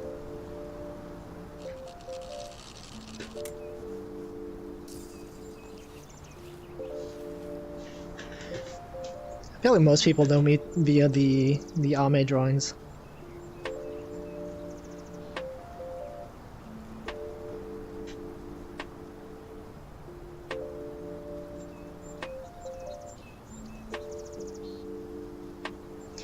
probably go for another like 20 minutes-ish before I end stream.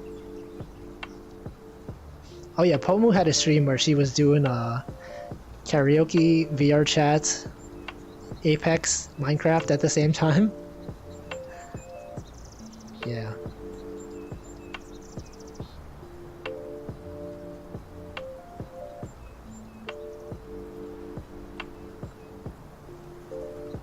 Anyway, I used to before I got into VTubers, I would karaoke with a bunch of people who knew how to do Wotoge and stuff like that. I never properly learned like the actual calls until after Pomu. Because so for people who don't watch Pomu, she does you see the pen lights on the screen? She does Wotoge, which is like when you're at a like idol, it's hard to talk while listening at the same time. If you're at like an idol concert or like an anime song concert, you'll have people like shouting things like Taiga, Faya, Saiba, Faiba, things like that. I would karaoke with people who knew how to do stuff like that, but I never bothered to learn it myself until recently.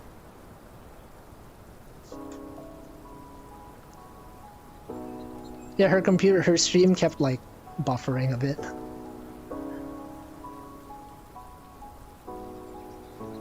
Oh yeah, I forgot Twitch used to not be owned by Amazon.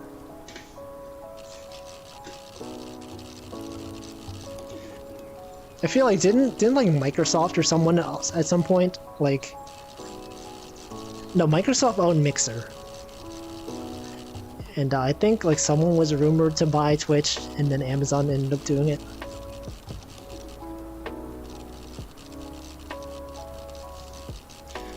Yeah, I used to karaoke a lot. Not anymore, though. I hate when my Oshi stream when I do, because I don't get to do both at the same time. Hey, you can... If you play VR, you can watch your streamers while doing your VR game. Okay, we got pen lights now.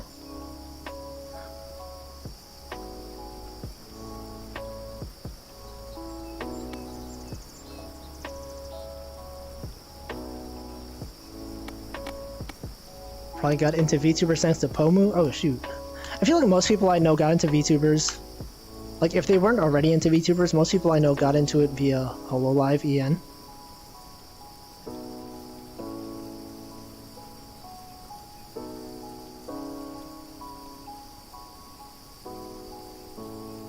Yeah, Pomu's Wotoge lines. It's a mix called Kahen Sanren mix. A lot of people like didn't know about it until Pomu was debuted, and so some people call it the Pomu mix, but reasonably she's like, don't call it the Pomu mix, I didn't come up with it, but people call it that anyway. Yeah, Mixer died. Speaking of which, Ame had a Buffsin stream where there was a small Ame, and I saw clips of that. I actually tuned into the stream for a bit. I didn't watch the whole thing though. Oh shoot. I changed the station accidentally.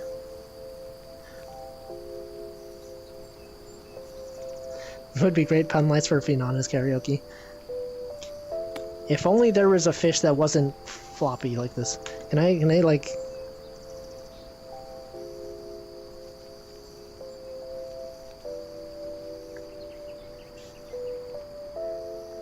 Oh right, Google... Wait, was Google gonna buy Twitch at some point? Okay.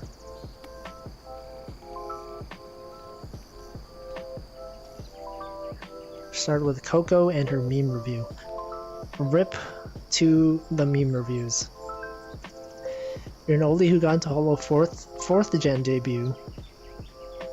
I was like, I knew people who watched HoloLive like back then before Holo EN existed. Or I had friends who were into Niji Sanji before the whole like EN VTubers. Before Holo EN, but yeah, I don't know. I couldn't get into it because I didn't understand Japanese. So it was hard for me to like watch a stream and like pay attention because I'm always wondering what they're talking about.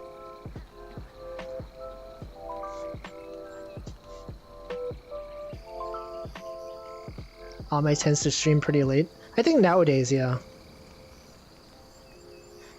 I think usually she streams at like 6 p.m. Eastern, but sometimes it goes pretty late. I watched an indie streamer who streams late at night. Are they, oh shoot, what the? Are they known? Would I know who they are?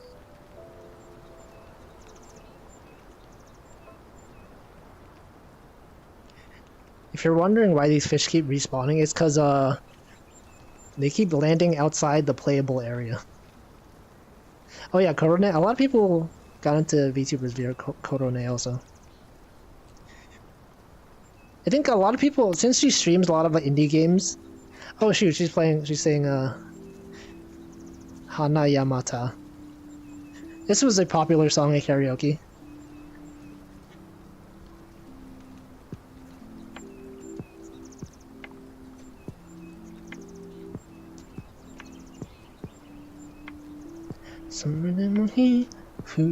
Me.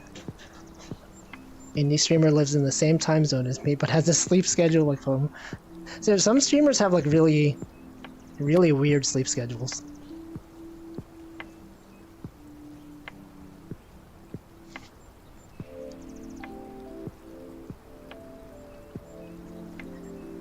I think like Nichi En has a lot of streamers in Europe now, right? Their spread of time zones is pretty good. There'll be a lot of like streams at like 9 a.m. my time.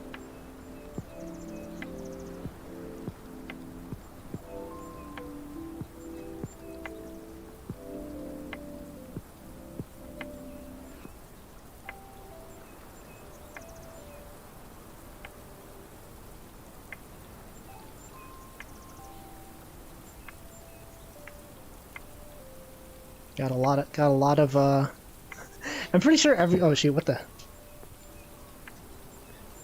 I think my fish just despawned. Alright, I have to catch more of them.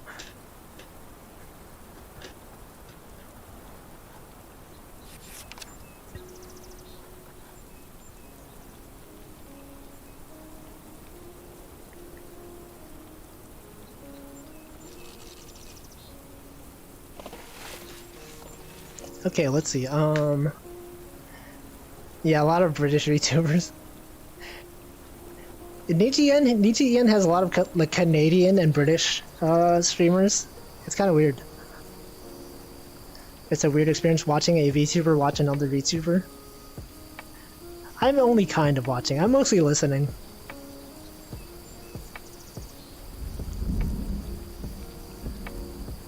Yeah, I guess also streaming is like depending on who you live with, like you might be annoying like your neighbors or whatever. Pomu's latest cover music video was so good that you cried. Oh yeah, she did the I forget what it was. It was good. Pomu's always good at her covers.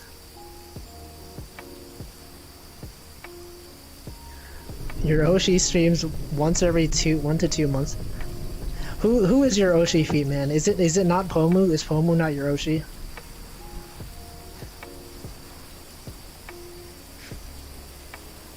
Oh, no, Hacking Into the Gate, but there was the other one, right? The one she released like yesterday? Or 2 days ago?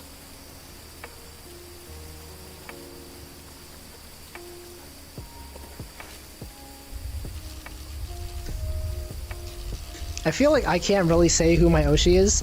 I mean, I know who my Oshi is, but I can't really say it because, some people care too much.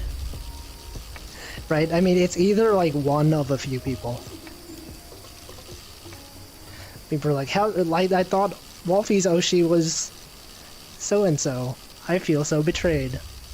When it's not this person. How dare he? So, my Oshi is a secret. You guys will not know.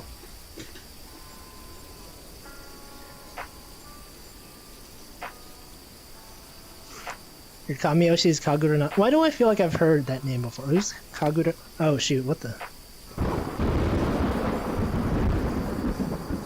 Oh yeah, doesn't IMA stream like once every like few months?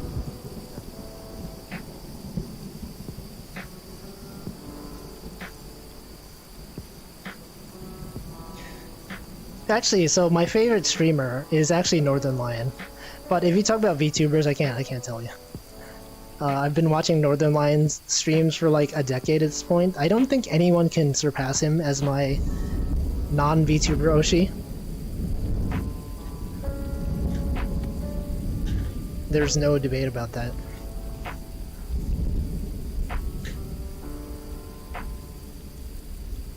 IMA streams once every 2 to 4. Oh, Kagura Nana is IMA's illustrator. Oh, yeah, a lot of illustrators have become VTubers themselves.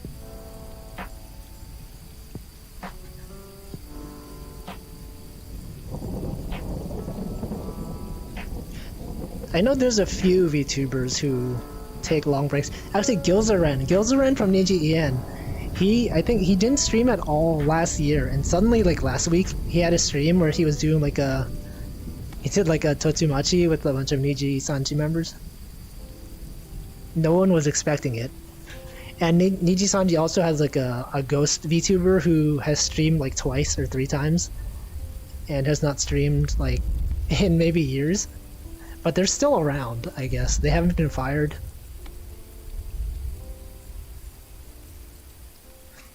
I don't like saying I have an Oshi, I'd rather say I have faves from different places. That makes sense. If you categorize your favorite streamers, yeah. Well, I could say, you know, my favorite non-VTuber streamer is so-and-so, my favorite HoloLive streamer is so-and-so, my favorite Niji Sanji streamer is so-and-so. That theory is that Gilzaren and Niji Sanji stuff. Yeah, I feel like that could be possible. I mean, he shows up on other streams too.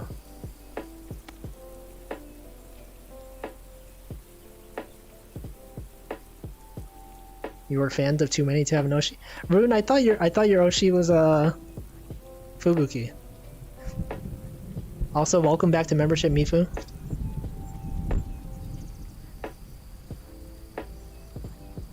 I got 3-ish Oshis. You have Kagura Nana, Kamiyoshi, and first VTuber. Oh, you have lots of Oshis, Feetman. Actually, okay, Feetman, who is that in your avatar? Whose feet are those?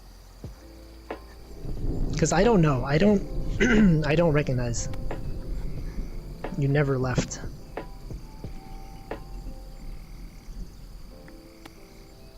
We're a fan of Fubuki, Sora, Ame, Sana, Iris. Yeah, Sana doesn't stream that often. She streams pretty rarely, and when she streams, it's like 12 hours of Pokemon or something. That is classified information? Okay. If I may ask, who dragged you into this rabbit hole? First, when I really got into VTubers, it was through Holo En. Probably you would say Ame.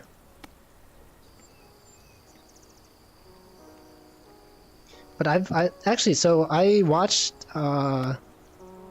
Kizuna Ai's streams, not streams, when she did videos a long time ago. I think Kizuna Ai was the first VTuber I watched back in the day. I didn't really keep up with her content that much.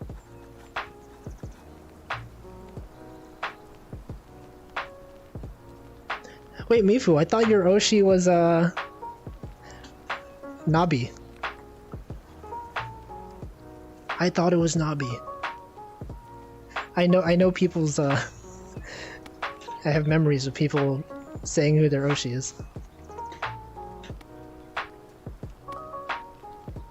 Okay, well, I mean my Oshis for like HoloLive and Niji Sanji are pretty obvious, right? They're in my Twitter bio. And then I have some indie VTuber Oshis.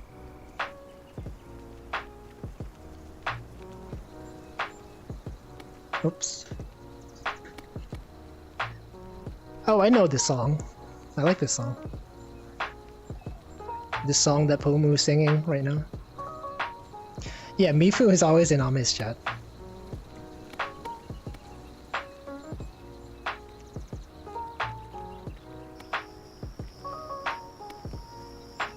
Man, we're deep into the Oshi talk right now. I have indie VTuber Oshis? Yes. Recently I've been watching a lot of Karagi. I think Karagi is the indie VTuber who really got me into indie VTubers. I guess it's like the gateway into indie VTubers. You don't watch many streams besides Ame nowadays, but Ame doesn't stream that often, so what have you been doing, Mifu?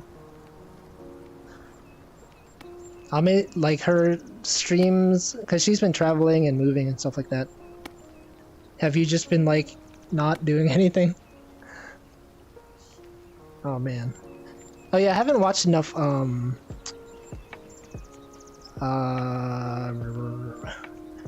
VShojo streams to really know much about them. I found you fishing while I was fishing also. Cool. I forgot I was fishing.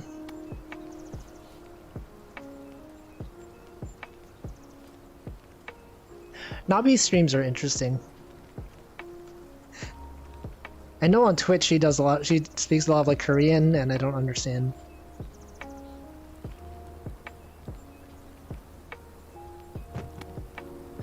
Yeah, what happens when like your Oshi goes on an extended break and you're just like, what am I gonna do with my time? I guess I could do something besides watch VTubers.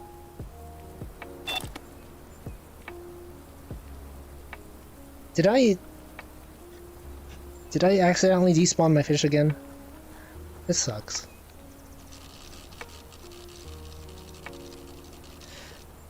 Oh, we got some more Karagi respecters in chat.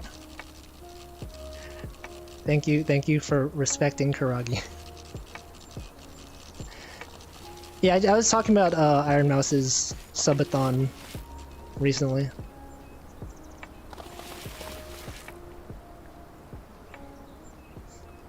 I lost the fish. Although it's fun to watch your favorite streamer, sometimes it feels good to chill in streams like these and be able to interact with the streamer. What if your favorite streamer is someone you can interact with?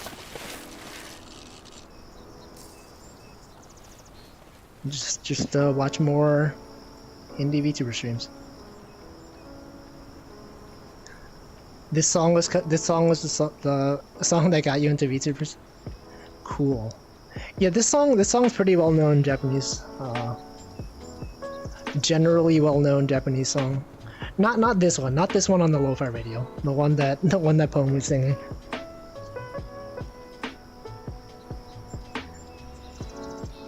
Your hobbies are related to anime, mostly like drawing and then games.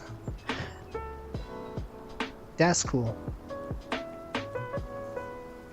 In your free time you make VTuber adjacent apps. I mean, it's cool when like you can do programming projects related to your interests. Like, I enjoyed making the website that showed all the Niji-Sanji Ian member schedules and all that. I like when Karagi put the butter on her head. True, true.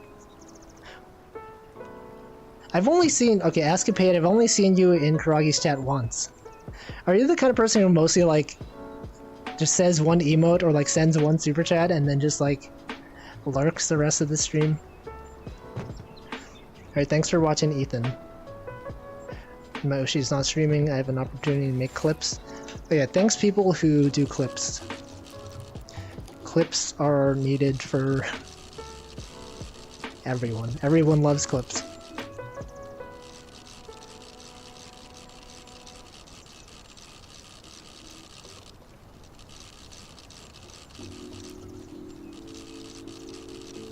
I don't know, lately I've been spending a lot more time in indie VTuber streams. Sometimes I'll just get a random gifted sub. And then people will know I was there. I know for some reason on Twitch, it shows you as a viewer, even if you're not, even if you didn't say anything. Askapade is a lurker. I usually lurk in a lot of streams. Until I get used to it. Like, if I get a gifted sub, I'll be more likely to spam emotes.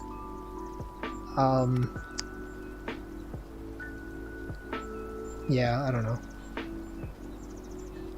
Wolfie clips? Never. I know someone, at least one person, has done a clip. People who are into Toho, they're like, "Hey, remember Wolfes? Here he is. He's the streamer now."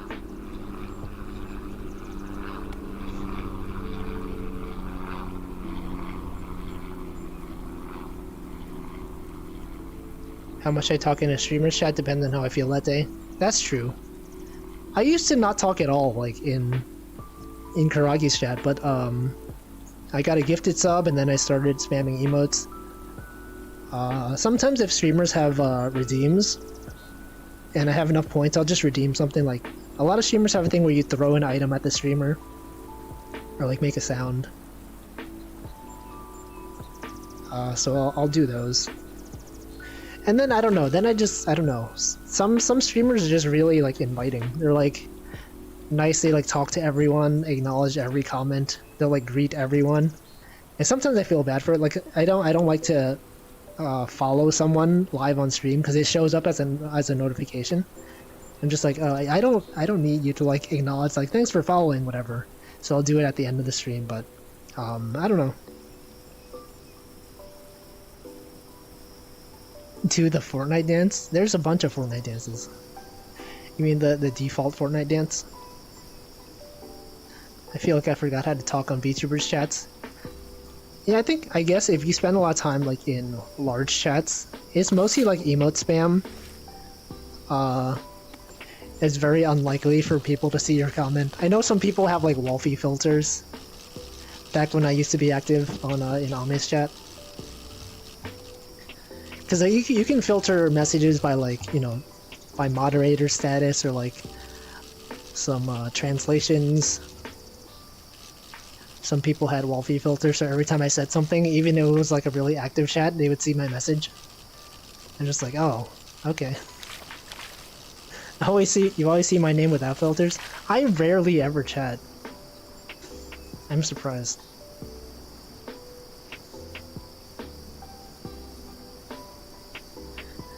Got spoiled with indies and you don't get much entertainment from just watching a VTuber, so you gotta interact.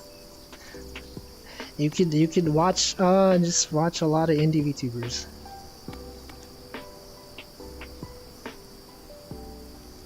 Most streams with low viewers I don't usually stay for most part because of time. Oh, thanks for staying then. I know there's like some streamers who just have a really chill atmosphere, right?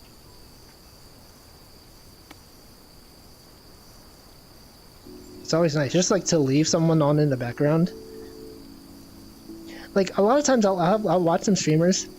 I have no idea what they're saying. I just like I'll be like working on something, and then just having their voice on in the background. Like there's some streamers who don't yell. They don't usually like shout or like make a lot of loud noises. That's like the perfect like content for a background stream, right? So that's cool. I was wondering where I can find that chat filter extension. I think in Chrome it's called YTC filter. YTC for YouTube chat. And then you could add custom like filtering rules. Typically just close chat for larger streams. Yeah, for YouTube. YouTube takes up so much memory. I hate it. It's awful. Ollie did respond to one of your messages back in one of your first streams. Actually, it's cool when like a really like, if you're in a really active chat and the streamer actually sees your comment, you're like, yo, did I like, you feel like you accomplished something, right? Because like, there's like a billion other comments they could have read, but then they read yours, and you're like, whoa, that's my comment.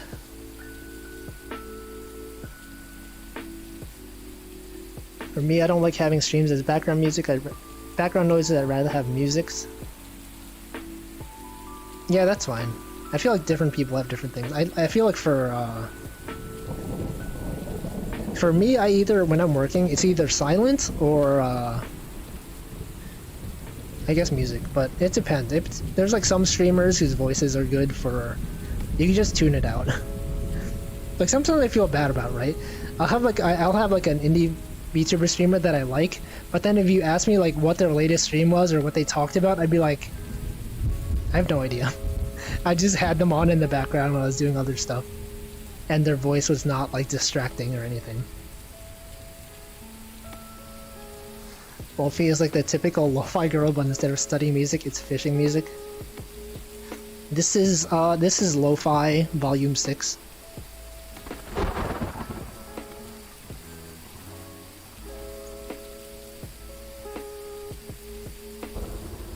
Yeah, YouTube chat is it's not very well optimized. You have to like, so when I was watching the Niji EN latest debuts, I had to like close chat because there were so many messages and they were all kind of the same thing. So I was just like, I don't want to like waste my my CPU and memory to load this stuff. I agree, but when Gura read my comment once I didn't feel much, but when Pomu I felt 200% better. I feel like in Gura's chat, it's like impossible to see anything, so that's surprising that she was actually able to read one of their comments.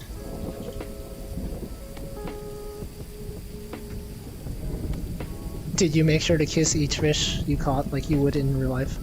No. Do people kiss their fish? Look, I just like... You guys see that?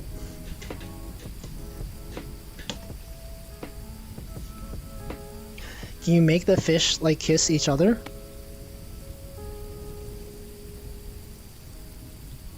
Is this allowed on YouTube?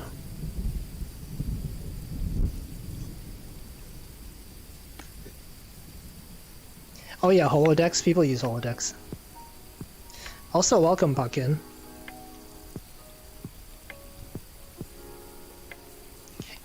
Yeah, for Niji Sanji chat, it goes a lot slower.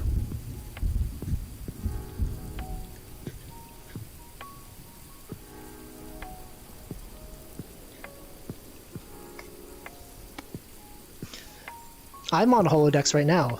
Possibly we'll have some people on here who are watching the stream via holodecks. Anyway, I think I'm gonna end stream.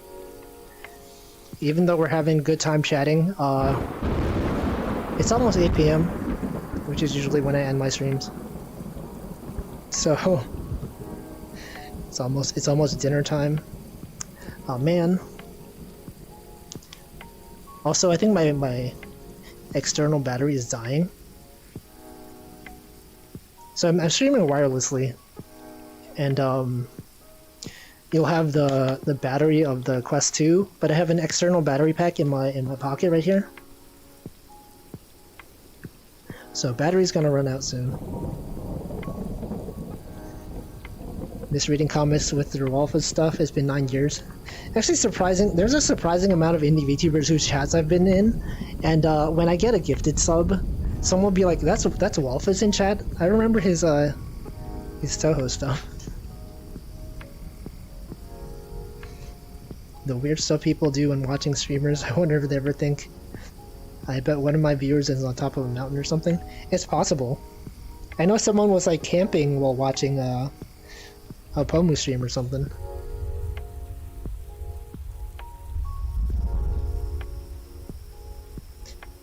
So I guess I'm watching a streamer while on a lake fishing in VR, but that's not that weird, right? Anyway, thanks for watching. If you want to watch Pomu stream, she's there. If you want to watch an indie VTuber, I don't know. Go on Twitch. I would say watch Karaoke stream, but she doesn't stream on Mondays. So just go watch someone else, or don't, or just not watch VTubers right now.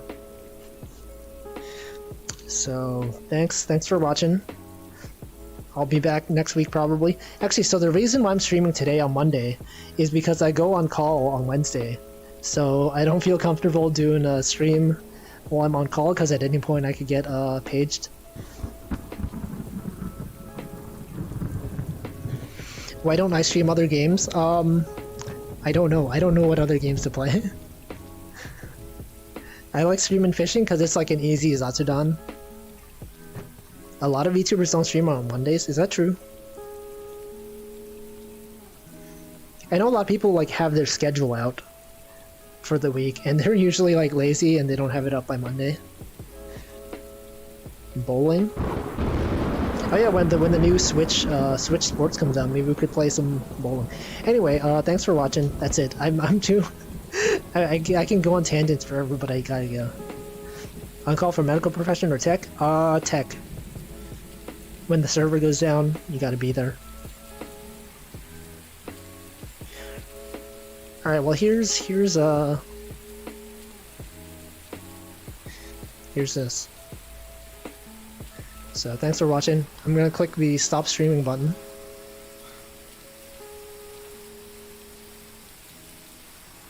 Ow. Okay, I just